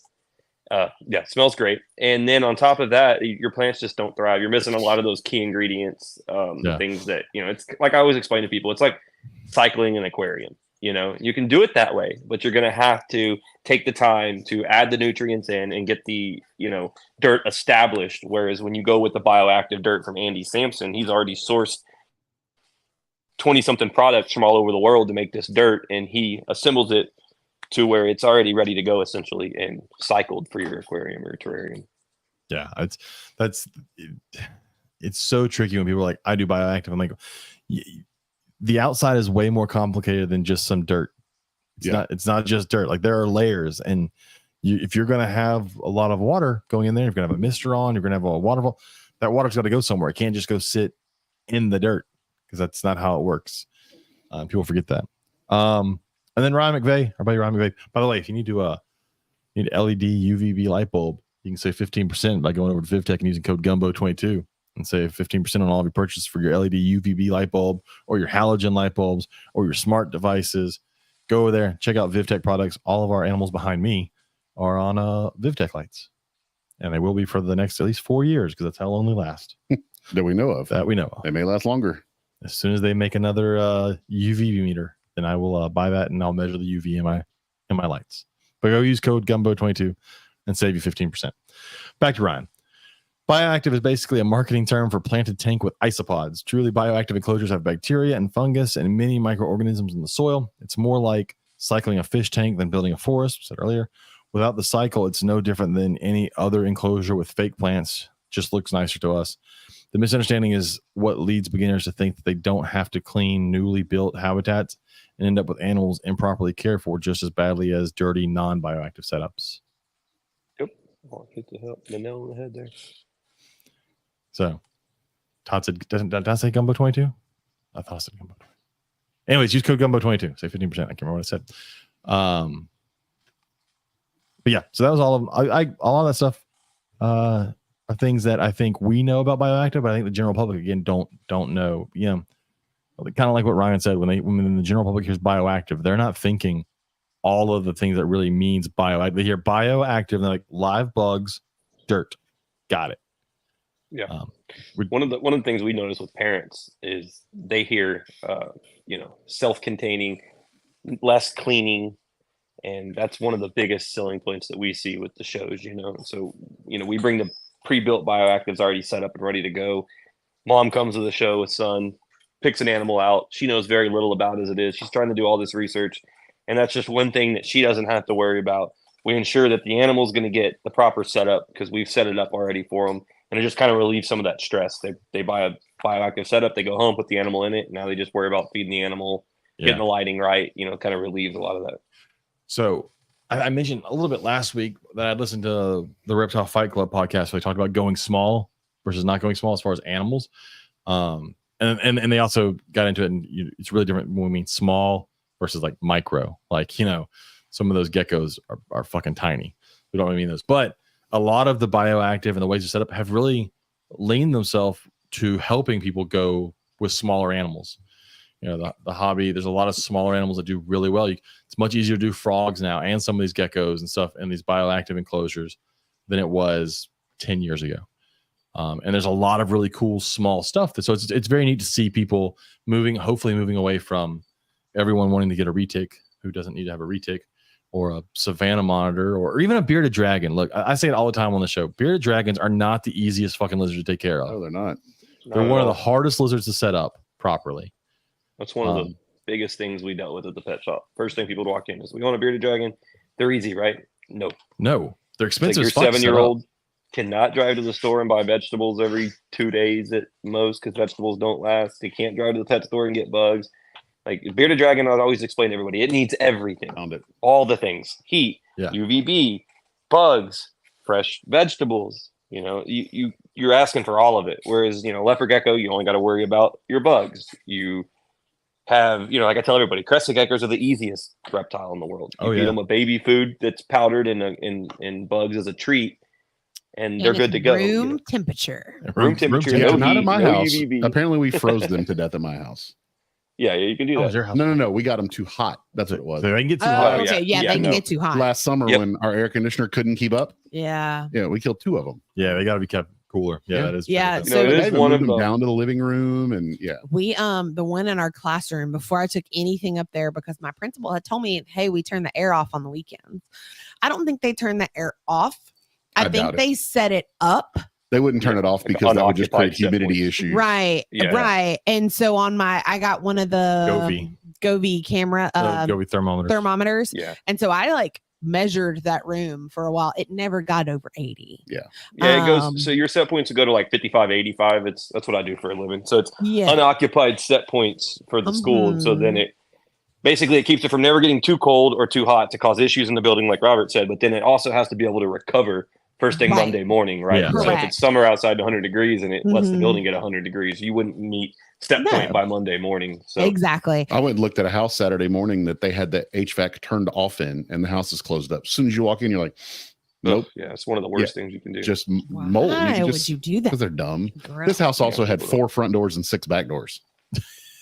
And I think it was a duplex, and they turned it into a one house. And they did some amazingly creative photography to make it look better. Because on HAR, it looked amazing. And when you walked in, you're like, we were there 5 minutes. I think your gecko just went and shit. Your chameleon just went and shit. Damn it all. I just cleaned that. He pooped and now he's climbing back up into the trees. Yeah. Crested geckos, they really shouldn't get over 85. He does great over the weekend, though. We spray him really well on Friday, and then we spray him first thing Monday morning. Last summer in our house, with it being so hot and that house really being under air conditioned, it was 82, 83, 84, 86 sometimes in that house with the AC set on 70. Yeah. And, the light bill was $500. Oh, yeah. They just undersized the unit? Yeah, it's they slapped those houses together. And insulation shit. 2,400 square foot house with one unit. Should have had 2, being a 2-story. And it just couldn't keep up. And the insulation's garbage. I mean, you walk by where the attic is, and you can feel a blast furnace blowing down on you. And I'm not gonna miss living there this summer. I always tell all my buddies that when they move into the townhomes with the one single unit, and I'm like, the bedroom's upstairs in all of them, and then you have your downstairs living room, and I'm like, you're gonna be sleeping on your couch in your living room because it's gonna be too hot to sleep upstairs. And sure enough, every one of them, that's what happens, because there's no way the AC can keep up. Heat rises up to the top like that. It's trying to AC both top and bottom, and miserable. So. But yeah, I think cresteds are much better. Again, I always tell people with beardeds, if you buy a baby bearded, you can't put it in a 10-gallon, right? There's no way to get the proper heat distribution in a 10-gallon tank for something that wants 110 degrees. Right. Yep. Right. So you automatically are starting at a 20 long. Yeah. And that's great for a year and a half. Mm-hmm. And then you're going to have to go to a 40. And a lot of people are like, they don't want to have to do that multiple times. And I mean, you could start off with a 40, and you definitely could. But then you just got to do the cage. I used to tell people a 4x2x2. 4x2x2 is great. That's why I know, and I've said it before. I've shit on these dubia cages before. Or I guess not technically. They're reptile habitats cages. Well, Joe's the one who told me that they were much better. The version 1s from everyone's they suck. But these two version 2s are great. So if you're going to do a bearded or a blue tongue, it's a great cage for that. The other thing, listening to that podcast Bearded dragon would look badass in a cage like that. What's it in now? 40. Yeah, 40 breeder. Yeah. Yeah. Yeah. The other thing I enjoyed about that going small or not was the idea of this size. Oh, damn, cage is closer than I thought. This size cage, but for a smaller species. Yeah. Because then you can really get a lot of that natural behavior. You can really plan it out, do it really bioactive, and make it seem like a small slice of whatever ecosystem it comes from, and really see some of those behaviors of what it does when it goes hunting for a cricket, or if it comes out at night or stuff like that. I like how they made the litter dam taller and made it glass. Yeah. So you can see through, and I really like that. I mean, they did a really good job on that. It's a good one. I never thought you'd hear those words coming out of my mouth because they were First so version was bad, pretty but bad. yeah, We had a couple dropped off at our shop. People just like gave them to us, surrendered some animals, and like I picked them up and they're like falling apart. But the new version, I mean, they did a lot. They made the metal thicker all the way around. They changed it out to glass, like you said. They added the substrate layer, which I like even better on like the 4x2x2s. It has the whole solid piece on the bottom. It doesn't have that little like. Okay, yeah. Well, then the 40 gallon that they make equivalent of it has like the substrate, just like the clear acrylic. Oh yeah. So I can't tell. So I think there's two versions. I can't quite see the bottom of yours. Does yours have the clear acrylic, or does it have it where it's underneath the door? It's underneath the door. Okay, yeah. I can start to see in the video. But yeah, so that's one thing. I do like the 4x2x2 design a little better than the 40 gallon design. Yeah. But yeah, and then the biggest improvement on stability was the corners. They made it to where the metal and the corners actually touch each other. Before, they were only held together by that plastic spacer. Gotcha. So it was, you didn't have metal to metal. You had plastic in between there, which created a lot of shift, but then also, was a weak point for it. And they give you a mallet to bang the ever-loving shit out of it with. You do. Hey, I used that mallet to hang pictures the other day because I couldn't find our damn hammer. Yeah, when we sold the store, Brittany was building a bunch of them, and the girls were like messaging them, like, "Are we supposed to hit it this hard? Like, is this normal?" And that seems to be the biggest thing people say. That's the one thing about them, though. There's the instructions. They need to. I don't even think they have instructions in them, but they definitely need to improve the instructions that come with the kit. Yeah, I had to watch a video. They have no instructions. Yeah. I had to find a video online of how to put it together. So it's like IKEA. Yeah. So that was the tricky part, but like I said, it's good. And the only thing I might do different is I might, because they have the metal bars on the inside to support the top, so you could actually hang your lights and everything from those metal bars on the inside and have nothing on top of your screen enclosure. That way you can stack them if you wanted to with space. Don't they make a spacer? So they do make a spacer. They do make a spacer. But they make a spacer with a sliding front, so you can actually keep your lights on inside there if you want. Oh, yeah. That's cool. Yeah, they make the spacer up where it has like the same one like the Zoom Ed had and all that. Like sliding like a 6-inch spacer or whatever. So it's got the sliding doors and so. But anyways, yeah, I thought it'd be really neat if you set up. You're welcome for the free sponsorship ad tonight, Google. Yeah, right. But setting up smaller things in bigger tanks and bigger cages. So if you're thinking about doing bioactive, if you're someone who has 1, 2, 3, or 4 animals and you really want to set them up, get you a 4x2x2, set it up with a big bioactive, and put your Todd said, and y'all can talk to this because y'all had one or still have one, I don't know. But red eye croc skinks, how easy are those? Those are, once you have it set up, fairly easy, right? Yep. Katie wants one so bad. I do. My problem is I guess I need to look into again how much time they require. And I had heard that they needed a lot of water. That they need more water and more moisture in their enclosure than other lizards. So I need to do some more research on it. Yeah, they do need more water. So what we bought a little terrarium that was already pre-built actually, but essentially it's half water and half land, and it's got like a little waterfall. Mm-hmm. And they do really well with that because they do spend quite a bit of time in the water. See, and I don't have they're pretty easy once you get them set up. Yeah, the newts are the most aquatic thing I own, and they're in a beta fish. What do you mean you own? Y'all are the ones that want to keep breeding them like rabbits. When's the last time, I wanted to separate them. When's the last time you did a water change? I'm going to go ahead and say that they breed like newts because rabbits don't breed like that. Jesus. That's what she's doing right now, by the way. She's downstairs taking moving more babies into tanks. More babies into another. We're now up to three tanks of baby newts in that is 4 different clutches of eggs. Yeah. Sunday when I was getting ready to come over here, James texted me, "Can I have one of those 10 gallons you have in storage?" Yeah. Sure. So we had to Did you go know over that here. I want to separate them. That 10-gallon you gave me has a tinted bottom? Really? Yeah. Yeah, I was washing it last night and I was like, what? I've never wrong seen a with this tank with a tinted bottom, but it's tinted.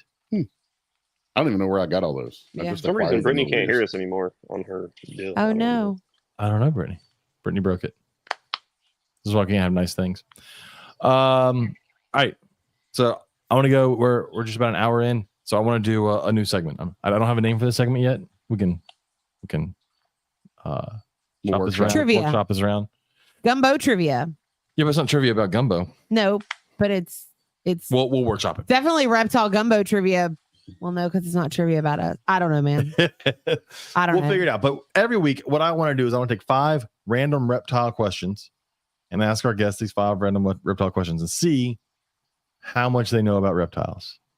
And they're all over the place. They're going to be all over the place. Some of these are kind of aimed towards who we had on, and some of them are I know not. Joe will do well at this. So, I think he will. Joe? Under pressure. are you ready? I don't know. Brittany Some of them- left me. I'm all by myself. Polly cutting the crap. I love it. That's what Todd Sanders said. That's a good one, Todd. All right. First question. Joe, what is the fastest lizard? You know what we should Oh, do? Hold on just a Jesus second. Christ, I know. Katie. You know what we should do though? Robert and I should have to try to guess these and see who gets more You right. weren't even told the answer, so you Yeah, can't. I don't remember them. But and plus I only got one right earlier when you All were right, asking well, me these Let- questions. can I get back to my segment? Okay, go. I'm Jesus sorry. Christ. Well, let everybody answer. That's fine, but let the guest answer first. Okay, fine. All right. And then if he gets it wrong, then I'll let y'all try. Okay, go. Okay. Fastest lizard. What is it? What's the fastest lizard, babe? No, I don't think so. I love that. Let me ask you a question. No, that's not right. No, yeah, she said What kind the of James Jesus Lewis lizard. answer is that? I didn't mean to ask you. That's Be okay. I know what it is. It's fine. Honestly, I don't know. Google I it? mean, I Don't you- would guess like a Absolutely rainbow not. I know what it whiptail. is. That's the fastest lizard I've handled. what'd you say? A rainbow whiptail.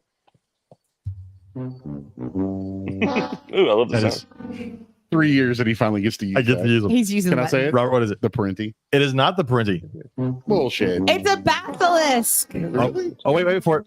Are you serious? Oh, it's not? It's not. See, we even went over these answers. What Son of is a it? bitch. It is the black spiny-tailed iguana at over 30 miles an hour. Oh wow! I'm gonna I have to would call not bullshit guess on that. that. Guinness Book of World Records and several other websites I found all list Oh yeah, trust me. If James Lewis is looking on the internet, Black he's gonna find it on 7 spiny-tailed websites before iguana. he accepts it. It's truth. at over 30 miles. I never have to worry about him doing research on shit. All right. So this one, you might be able That's to do. incredible. And I'll take. Darren says the Jesus lizard is not the basilisk. I thought it The was too basilisk Darren. is quick, but it also uses water tension with its feet to help it Sounded stay on all top of the water. fancy. So, all right. Second question. This one's easier. I promise. You can give me common names. Give me 5 types of sand boas. Of course. I got 4 out of the 5. Sand boas. 5 types, like any types. So are you talking about like specific localities? Or? Not morphs. I want Oh, 5 not more. different Oh, God. species of sand That is boa. And you not can give my me species. common names of 5. I know Refreskins because I've owned it. Okay. I didn't know that one. Name We'll go sand down. boas, babe. You can do this. We put her on the spot. Kenyan. I mean, I know the Kenyan sand boa. What's All the right. other one? We're at 2. You said Refreskins doesn't count? Refreskins doesn't really count because it's really of a locale of a Kenyan. So we're gonna go 1 with Kenyan. Okay. Okay. I got Kenyan. God, what are those ones James got that he's all excited about? God, this is the worst species for me.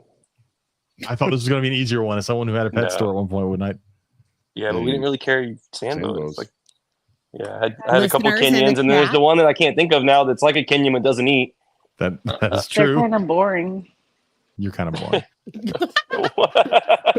What is the one that you're talking about? You know the name. You're good at this. We got 9 people watching. Feel free to, I still have a lot throw to go, your so just answers in. Play your little sound. Wait. All right, you name 5, James. All right, so you got Kenyans. What you were trying to think of was Saharans. There we go.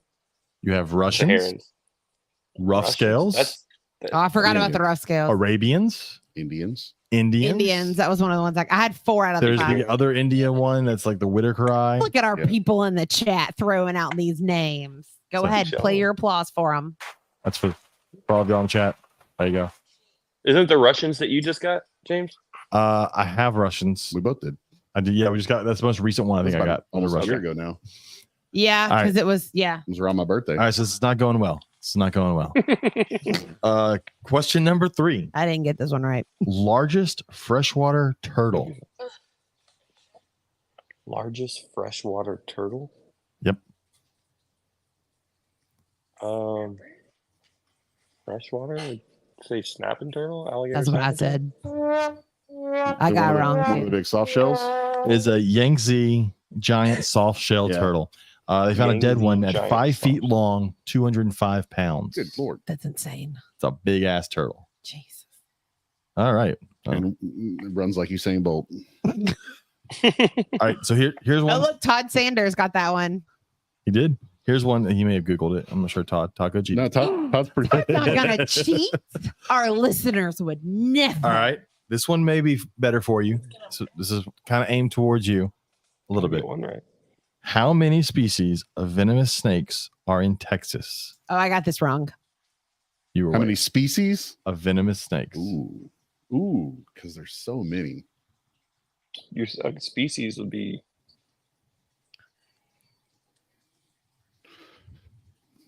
well, if you're counting like all the different types of rattlesnakes, We or you are. saying just Yes. That's what gets you. We are. Because there's like 5 in West Texas alone. yeah, I should know the answer to this because I bet Lewis can answer this. It's like I bet- 13 or 18 or something like It's that. close. You're Yeah, close. What number are you selling on? Oh, freaking. Well, we know it's not 13 or 18. 'Cause you said- Right? Yeah, let's go 15. Good job. Good job. Good job, Joe. Hey, I got it thought right. 3. It is 15. I was like, Well, there's okay. 3. And what? 12 of those are rattlesnakes? A lot of them are rattlesnakes. Yeah, and I think it varies a little bit too because like they had, I forget something. I think there was more, and then they like classified a species as the same, or something. I forget exactly what it I was. didn't know but- there were that different number- types of rattlesnakes. That number. Really? Yes, you did. Yes, Go you to did. Not like Go to Arizona. Diamondback and Canebrake, but And pygmy oh yeah. and all of the ones out west. And Lepidus. And We've gone to the zoo and seen 7 or 8. my favorite is Very strong Protos possibility. lepidus, the The rock, banded rock rattlers. which we saw at Reptilandia. I should probably pay more attention when I'm out with you in public. Yes. I was going to go with how many types of rattlesnakes there were, but no website could agree on the number. Yeah. Yeah. Told you multiple websites. 32-ish was about what I found. Well, I just was looking and I found 4 or 5 websites that said the Parenti was faster and 4 or 5 that said that. So I'm going to go with I was still right. There you go. Guinness Book of World Records gave it to this guy. Yeah, they did. I don't think they're right though. All right, last one. This one's a little tricky. Look, guys, I'm gonna have to say, if y'all ever work with a rainbow whiptail, the little bastards are fast. I'm gonna have to put that out there. I'd like to All see a monitor, a Parenti monitor, and a whiptail race. Todd, I was I'll just counting take that all up, venomous snakes in Texas, not just the rattlesnakes. Oh, that's cute. What?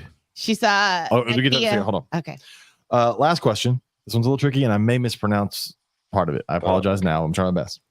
What species has the scientific name Python Anchiate? Why Hey. would you choose one you don't You even know how to say? Just about to say. Because I'm not going to choose an easy one. No, Fuck that. we're throwing No, this shit we're not out. throwing This it one out. doesn't matter. We're not throwing it out. He at least knows it's a fucking python. Python Anchiate. Spell it. Anchietae. Can you use it in a sentence? James does not know how to I say do not it. know how to pronounce Python Anchiate. Give me the region of the world it's from. There you go. Africa. Africa. Is that African rock? What part of speech? No. Sorry. The answer No, I is don't- noun, James. The part of speech is noun. Yeah, I don't have a clue. I couldn't even tell you the Latin name to African rock, so it could be for all I know. It's not. Is Todd Sanders right? I'm not saying anything. I'm waiting for Repticulture to answer this. He can't even say it. You still not hear him? You can't hear anything? Oh, okay. She's trying to Google. Oh, you're trying to Google. You're a Stop trying to cheater. Google. No. You can't even hear me. Stop trying to gargle. Probably some weird random ass python. But I think it's a carpet. No, it's not a carpet. Type, a family of a carpet. Nope. Not in Africa. No, not in Africa. They don't work that way. It's closely related to Python Regis. Yeah. Joe. Don't be It's- helping him out. Oh, no. Boom. I mean, I don't think it's. You got to hit the it. Angolan. She got it. Yep.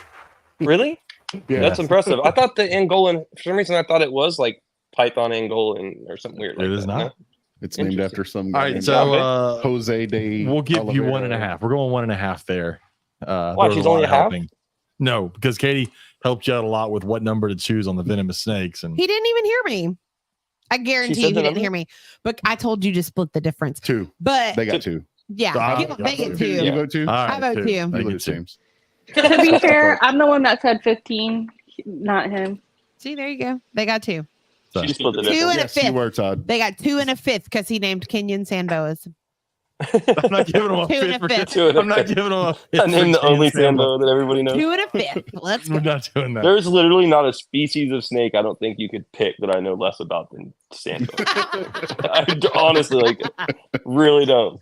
And not for any particular reason. I don't have You anything could have against talked them. about some obscure. Darren Watson So- said you're going to have guests scared to go on You the could have podcast. asked a question on some obscure like arboreal viper, and Joe would probably know it.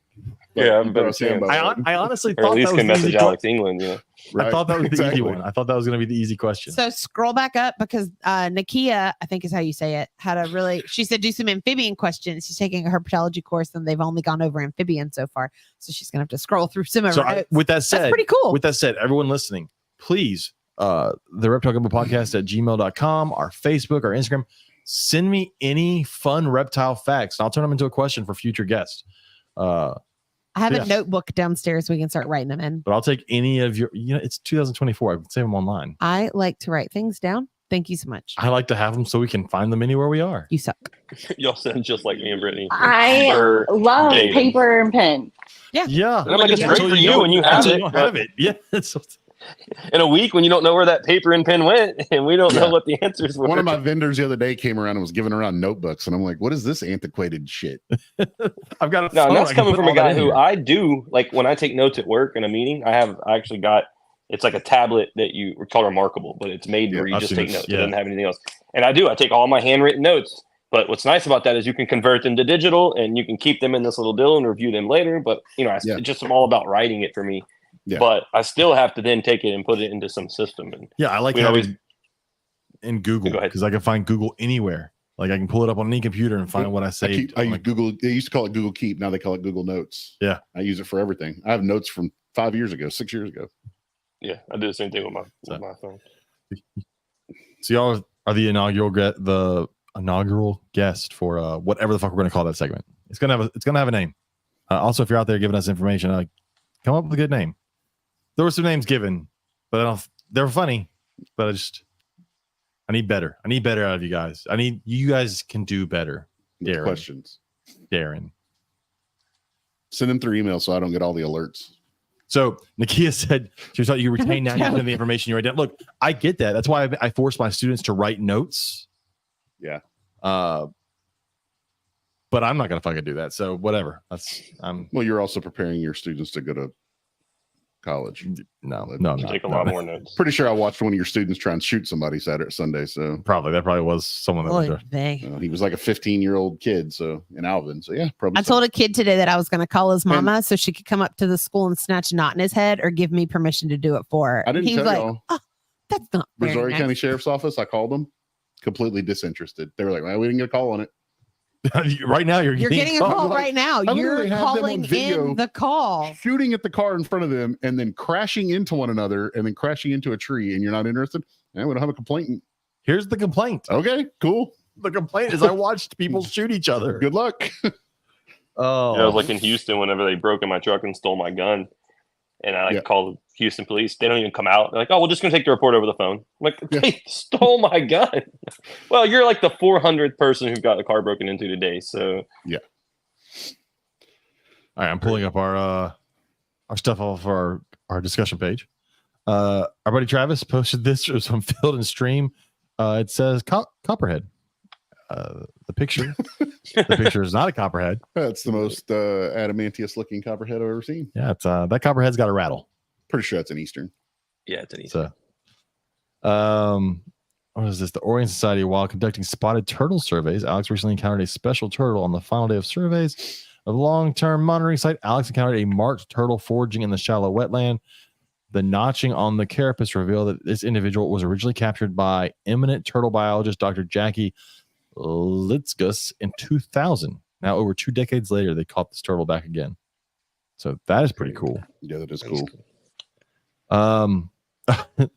Katie didn't find this funny, and I thought it was fucking hilarious.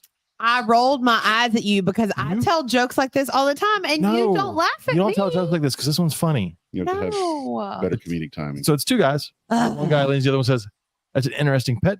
What's his name?" And the guy says, "It's Tiny." And in front of him is a small newt. He says, "That's an odd name. Why do you call him Tiny?" "Because he's minute." I'm gonna throw my phone. Well, you need to do that.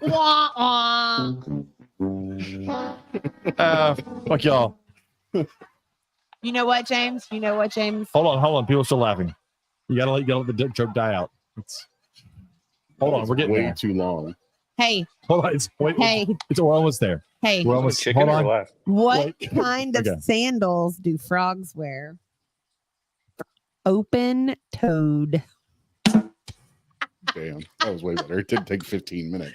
Don't shoot. Makes me It's laugh. crazy.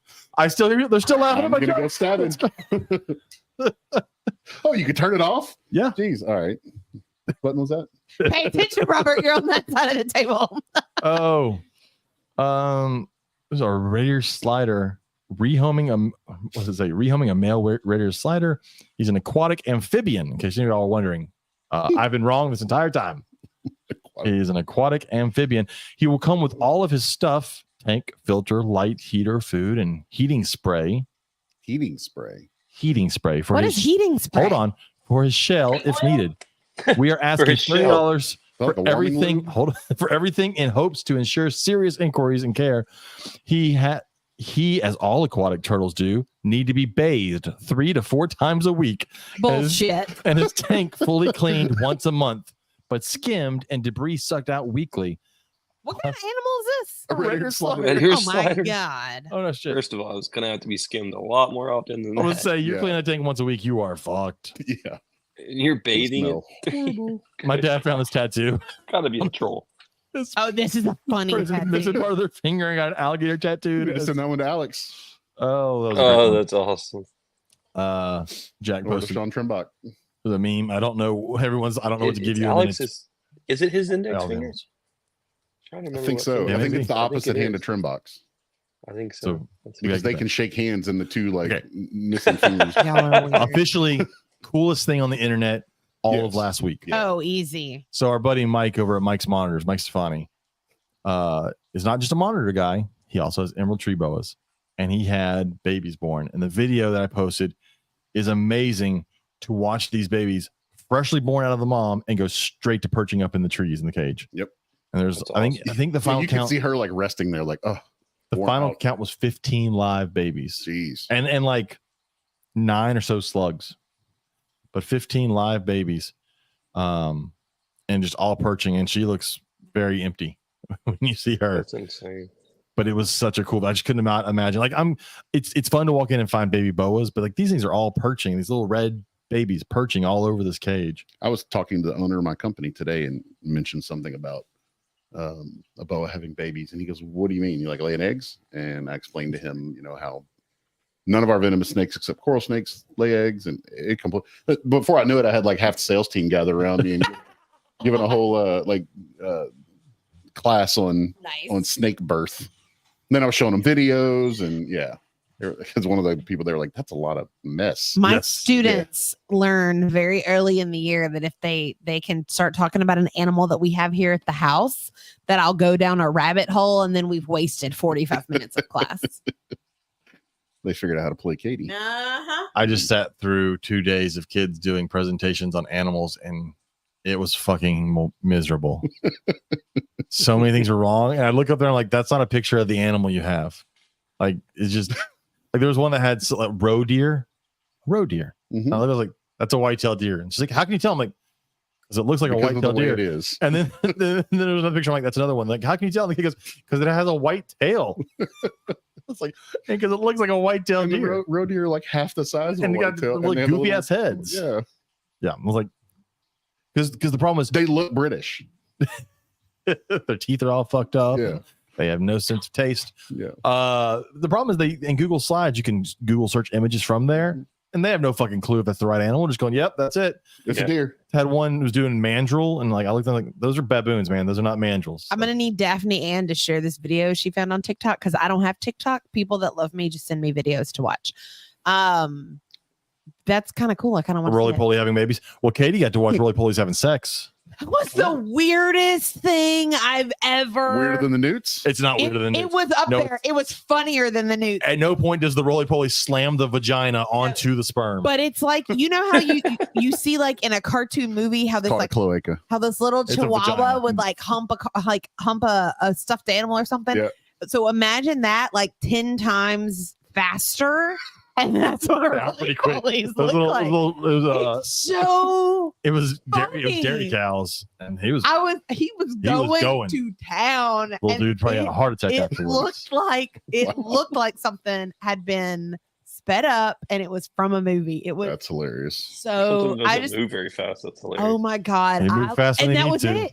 I didn't expect it to move as quick as it did, and it was so So funny. here's some All that on was top of the sad. very funny news. Here's some sad news. Oh yeah. Crocodile Encounter, our buddy Chris Dieter, who I don't think he's been on tonight because no one has reminded me that he has 2 Komodo dragons. But he does. Chris Dieter has 2 Komodo dragons. Just wanna- James got to pet one of them. I In case did. You didn't know. I did. When did this happen?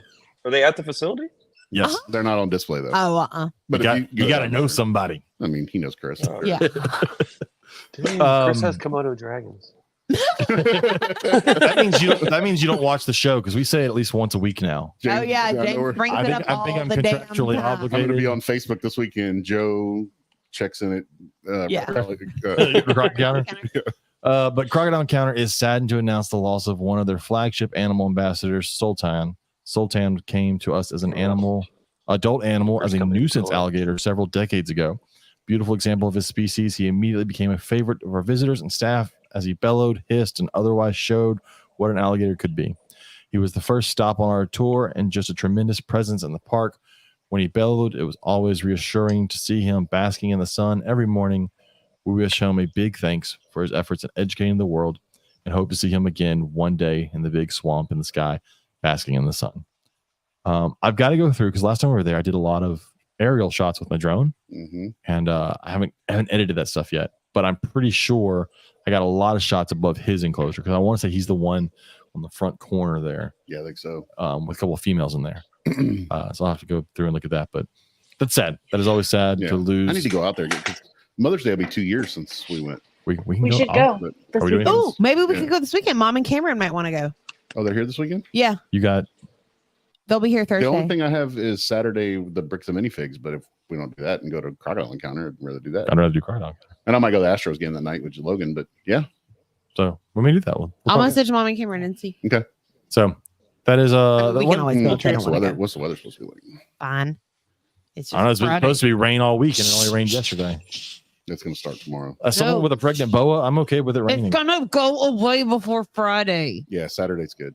It's gonna go away What's before Friday? Friday. Friday is my field trip, and it's outside. It's 50% chance. I've got a boa that I need to give birth. Well, actually, Not gonna don't need her to rain give birth Friday right now. until after 1:00 don't in the have- afternoon. I don't have anywhere to put the babies right now, so I need her to give birth later on. 1:00 at Okay. 12:45. We're mute Katie because she's over there just having an argument to herself at this point.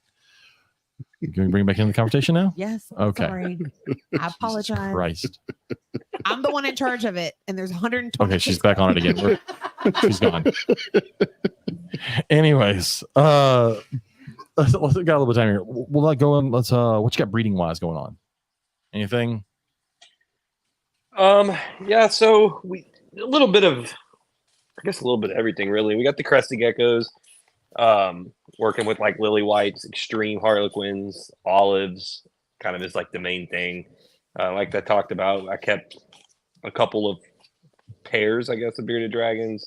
So we're still doing like the banana pies, dreamsicles, bells, highways, mystic potions, and then just kind of like one of the things that our son kind of found interest in was Yuma king snakes. So that's something that we've been working on with him that we're kind of just growing up. They're still a little bit younger, but we have a 1.2 pair of Yuma king snakes, cave dwelling rat snakes. We kind of got a little deal going with Carl England.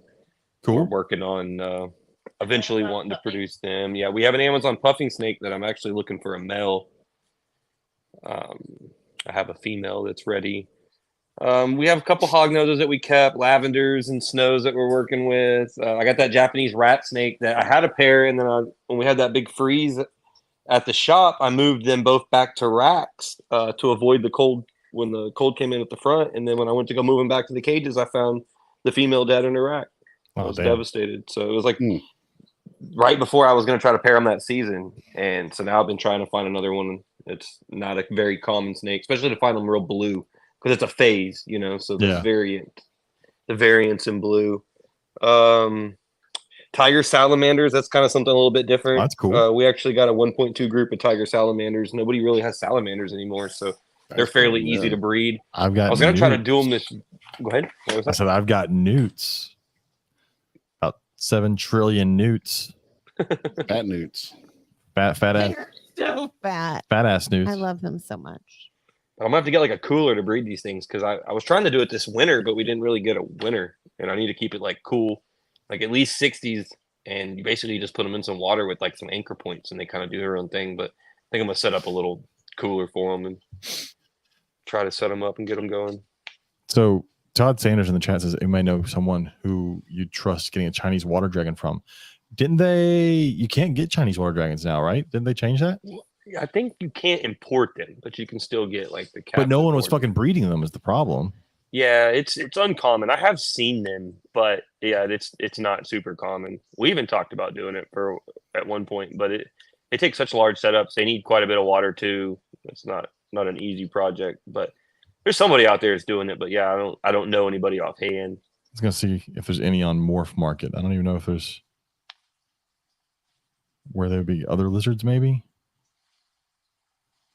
Which is like they're just species. They were so common. There's water dragons. There we go. They were so common, but they're like firebelly newts and firebelly toads. No one was breeding those fuckers, and then they made it impossible to get them, and they became hard to find and expensive. You can get some Australian water dragons, which I think Australian water dragons are cool, but there are no Chinese water dragons for sale on Morph Market. It's all Australian water dragons. Yeah, Sean's got a really cool Australian at the herb shop. They're super cool. They're a cool lizard. Todd, I think it's going to be very hard to find a Chinese at all. Yeah, that's going to be a tricky one. I have seen. I wish I could remember who, because I remember pointing it out to Brittany when I saw him. So he has a setup for a Chinese. The female died. Then I would think of some other things. There are some really cool lizards you could do in that same setup. What's that green one? Why can't I think of it? The long tail that climbs smaller. A green lizard with a tail. No, a long tail. Joe will be able to help me out here. It's we talked about it earlier. We said we think Brittany has one. Brittany Reed. Yeah. Can I fucking think of it? God damn it. Son of a bitch. Fucking whore. None of those are the names. No. Those aren't Latin names or common names. You're not talking about the damn, now I can't think of it. What's the one that we got from Brittany? Colodes? Talking about Colodes? Not Colodes. No, this is the solid green one. Its tail's like as long as the body. Basilic? Yeah. No. Nope. I know what you're talking about too, but I don't know that I ever actually knew the name. I can picture it in my head, but I can't picture the name out loud. Yeah, Todd and I've had multiple discussions about the Chinese water dragons. It's something he's always been super interested in. I mean, if you find them, I would try and get a pair at some point. Go on King Snake or Fauna. See if somebody, because a lot of those people that have like weird stuff are still posting them on there. Yeah. That's like the underground place to go buy. Did that ever become official that you couldn't import them? I saw something about it, but I thought it did. Did it? Okay. I couldn't remember if what I saw was official or if it was. Well, I know you don't see them in like PetSmart or anything anymore. Yeah, but you have them for a while. I feel like green keelbelly lizards. Okay. Yep, I never knew that one. That would be a cool one to do. You could do it in about the same size cage. Won't get as big, but they climb a lot. They're a cool one. Hey, for $3,900, you can get a Borneo earless monitor. No, that's all. Cool. Everybody wants to. There's a lot of keeled lizards on the green keeled lizards on there. So he said he built a 4x6x3. That's a big fucking cage. That's a lot of keeled lizards. I mean, it's water and arboreal. how watery? Like, could you do? Yep, they're a CITES animal now. Are they? Did you want to stick with lizards? Because my brain went to like false water cobra. It's not. That's the cage is not completely big enough to do. How big a did you say? Cayman lizard. 4x6 by 3. 4x6 by 3. Yeah, that'd be kind of close for the The Nightingales are really cool. That I think they're underrated. But then, yeah, same thing. They're smaller. Well, you can get some. I mean, if you do Nightingales, there's some cool ones. Brittany Reed has some really awesome anoles. Yeah. Yeah. Yeah, we got like the Blue Beauty anoles. They're epic. Yeah, y'all are echoing over there. Don't sit next to each other. 2 foot deep, 3 foot wide, 4 foot 21 long. pages just to tell you can't import them. Yeah. I love CITES. Like I said, I think it's. I hate to say it's impossible to get them because nothing's impossible to get, but y'all may want to look at some of the other lizards you could do in that same size, or snakes that you could do in that. Australian would be a good one. Also, you can. I mean, it's a little pricey, but you can still get. People are breeding the Australian water dragon, and I worked at. I interned at a zoo originally that had Australian water dragons, and they're pretty cool. You can order them on Petco's website for $35. $500 or something. No, sold in stores only. Never mind. Yeah. So I'm sure Petco still has that on their website, but they don't actually have any of the animals. I don't remember the last time I've seen them in the store. Exotic Pets Wichita has them for $60. But I wonder if they just haven't taken it off the website. Like I have a feeling they don't. I have a feeling that nobody does, and it's just things that are left over because those were things that cannot add it to cart. Yeah. Well, you know what Exotic Pets Wichita is, right? No. That's Darien. Oh, yeah. Colodis would be cool. I mean, they're expensive though. It's not quite big enough for a sail fin, so you can. Google says that a water monitor is the same thing. Oh yeah, that's close. You know, you're looking for. I mean, you could do a basilisk in there. Good. A basilisk is a cool one, and a full-grown like male basilisk is pretty fucking cool looking. Crested ones. I mean, that's a neat lizard. That's Big Apple Herp has one. Red-eye croc skinks. Big Apple Herp has one for $349, and it's probably old. It's maybe. I would imagine it's an old import that someone just had laying around, and now they can put a high price on it. Yeah, they're like, oh, this thing's worth a lot of money. Yeah, that would be that would be my problem right now with trying to buy one. What you could do is get you a chameleon. I know some people that sell chameleons. I think I do well in that setup though. You just get rid of the water. And it sounds like it's terrestrial, right? It's 3 foot wide, 4 foot long, 2 foot deep. How tall? I don't understand the measurements here. 2 foot deep. That's front to back, right? Mm-hmm. 3 foot wide and 4 feet long. The last one sold on Morph Market was in July of 2020. Todd, those measurements don't make sense to me. They do not. Wide and longer. The same. I'm gonna thing. guess if it had it. Which means one of those is only 3 feet tall. I bet. Yeah, I bet it's 3 if feet it's 4 tall, feet 2 feet long, deep, and 4 I bet feet it's wide. Right. Yeah, I bet it's 3 feet tall. If it didn't have a little water, I'd say you could do a frilled dragon. A frilled dragon would be cool. Yeah, you're not changing his wife's mind. Well, then she's gonna have to go to China and steal one. I don't know what to tell her. It's gonna be like the Abronia lizard. People smiling on them back. When he said deep, he meant the height. Gotcha. So 2 foot. I don't know why I'm sitting here just watching y'all with a glazed face. Oh, it's only 2 foot tall. Oh, yeah, it does limit you. Can you? Yeah, I don't know what to tell you. Get her a picture of one and put it all in that. I don't say. Put a picture of one in there. Go stuffed animal. That's all I got for you. Yep. 3D print. That was 3D printed Chinese alligator or Chinese alligator. Get him with Rob. Now you're talking Chinese Texas alligator lizards. Yeah, those are cool. Alligator lizards are neat. Anyways, I think I've never been bitten as hard by anything as I have by one of them goddamn alligator lizards. Alligator lizards. Yeah. But I think that's all I got. Anybody got anything else? Anything else that's been going on lately? Katie's chameleon's going crazy back there. I don't know what the hell he's doing. A caiman lizard's going to be too big. For kids. Yeah. A caiman lizard enclosure has got to be big. They're big lizards. Basically thinking of a tegu almost. Yeah. Not quite as big as a tegu, but probably like a red tegu maybe. But it's very aquatic. Yeah, very aquatic, right? Yeah, Brittany was trying to bring one home at the last show. I'm like, God, no. And then they eat snails. Yeah. I see them for sale at shows, and I see people buy them. I'm like, oh, that thing is not going to get set up in the right cage. And I feel bad partially. I feel bad, and like I'm thinking these people can't take care of it. It's 6 foot tall in total. Well, then what? I don't understand your fucking that's measurements, just for Todd. the water section at the bottom. Oh, okay. That's right. Okay.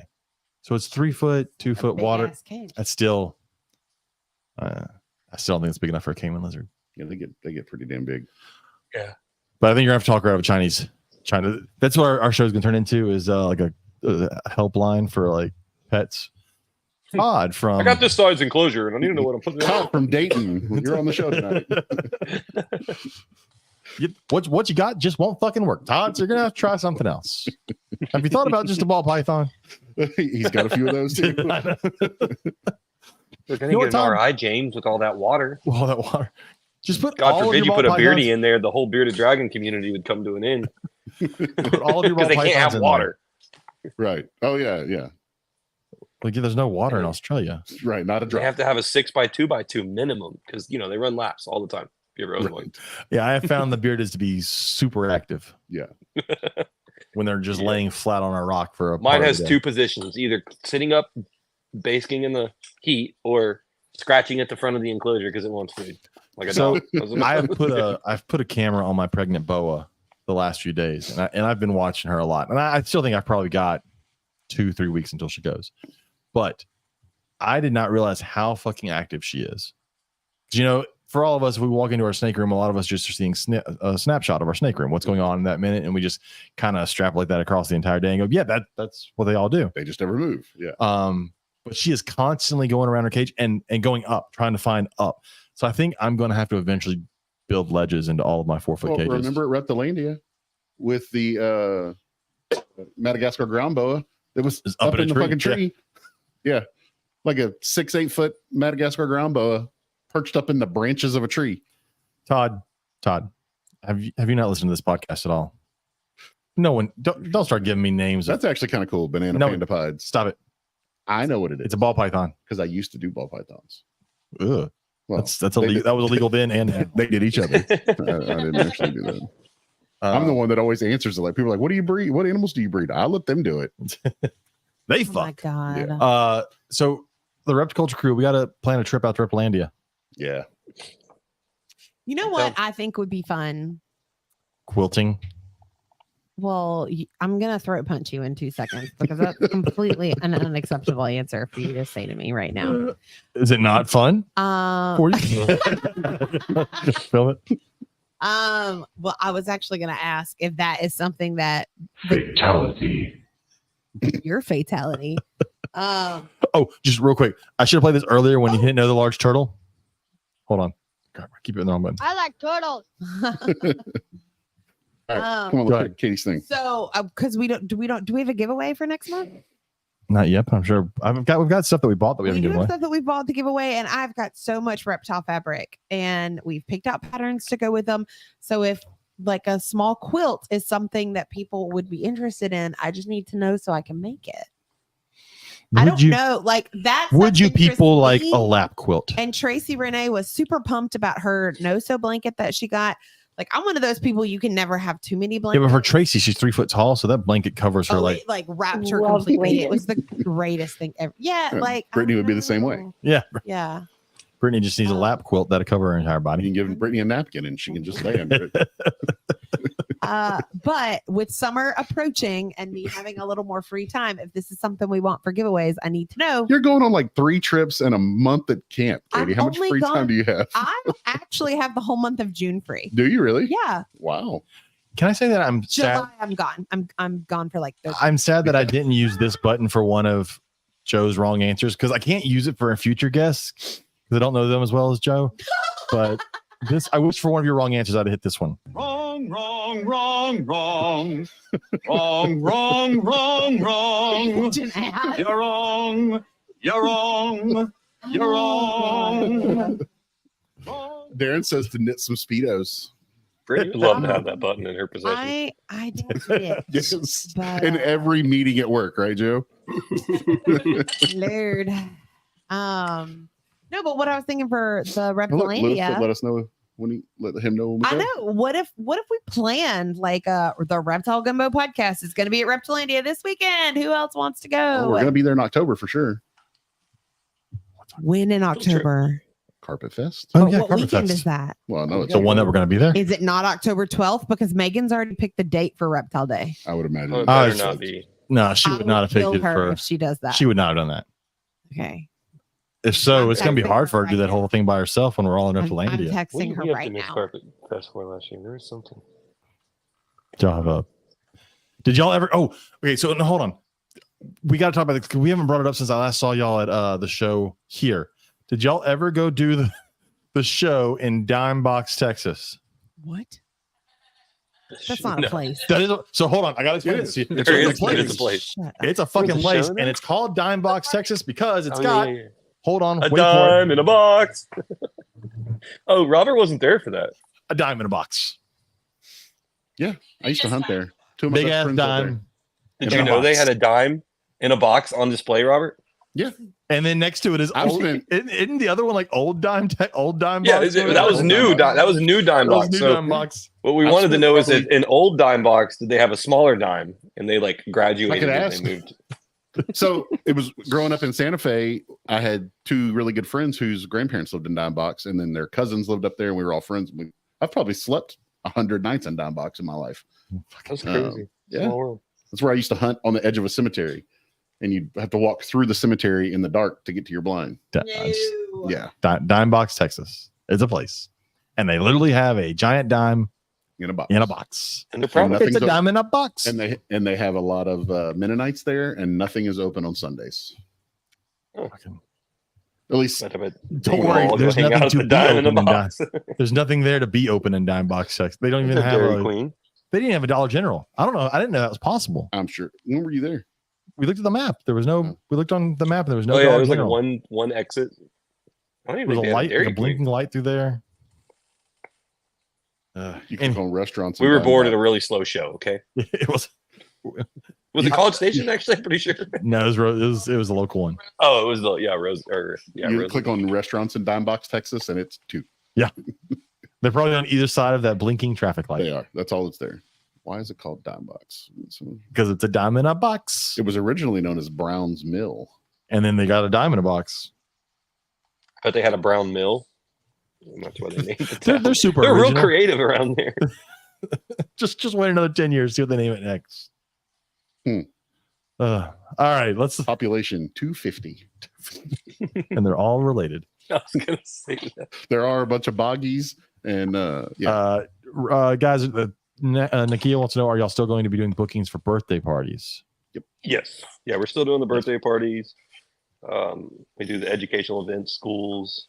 Brittany's even talking about starting up like a kind of like a pop-up deal where we announce, having like a park where she can kind of set up like a deal for people to bring kids out and come see the animals. well, that went really well when y'all did it at the store.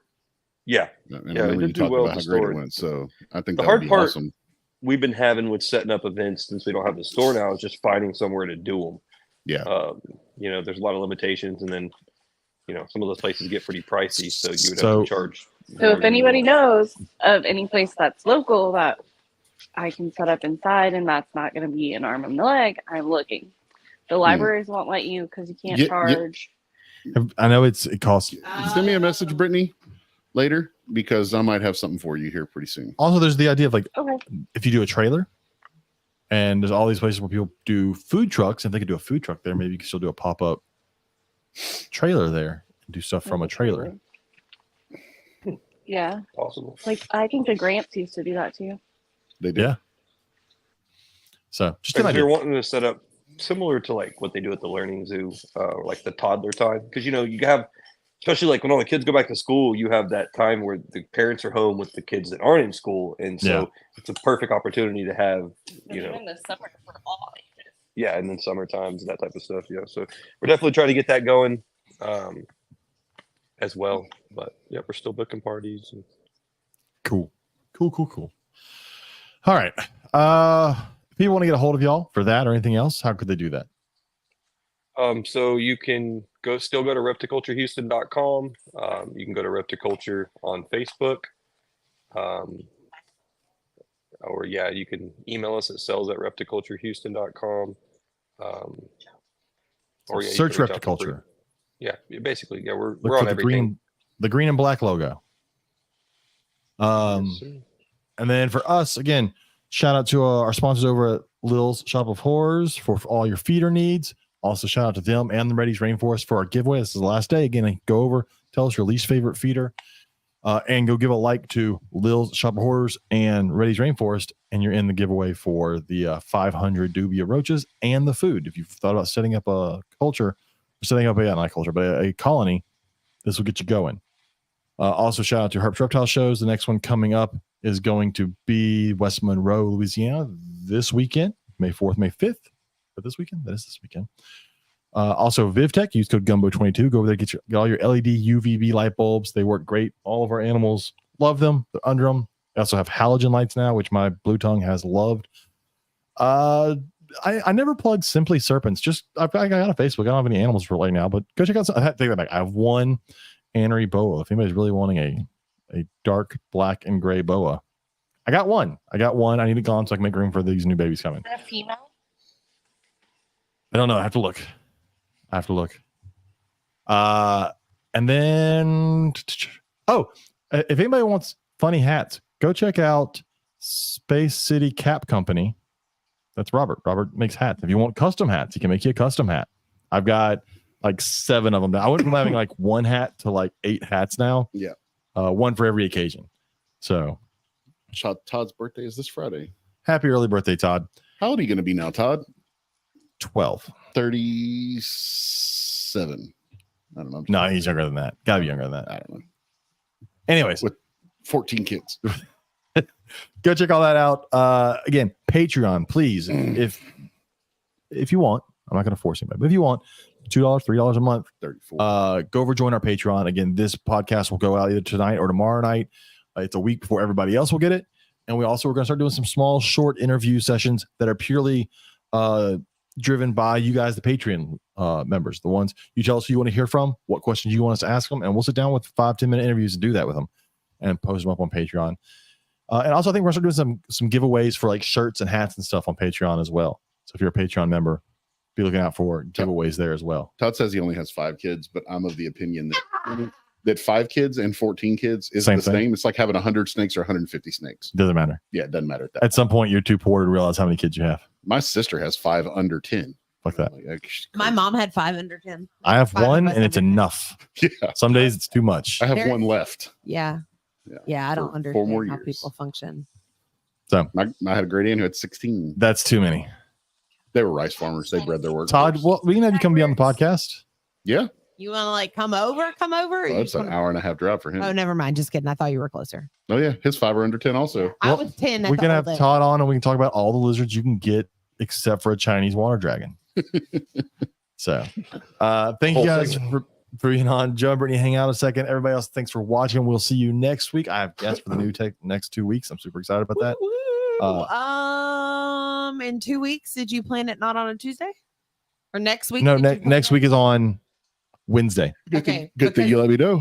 Next week is on I Wednesday. appreciate it. Well, you were going to get the invitation for Tuesday night, so it's fine. Okay. Anyways, we are on here next week, Wednesday. Tune in Italianos? next Wednesday. Maybe. Shush, let me get through this. Good night, everybody. We'll see you in a week and 1 day. Goodbye. Bye. Dun, dun, dun, dun, dun. They can still see us. Hello.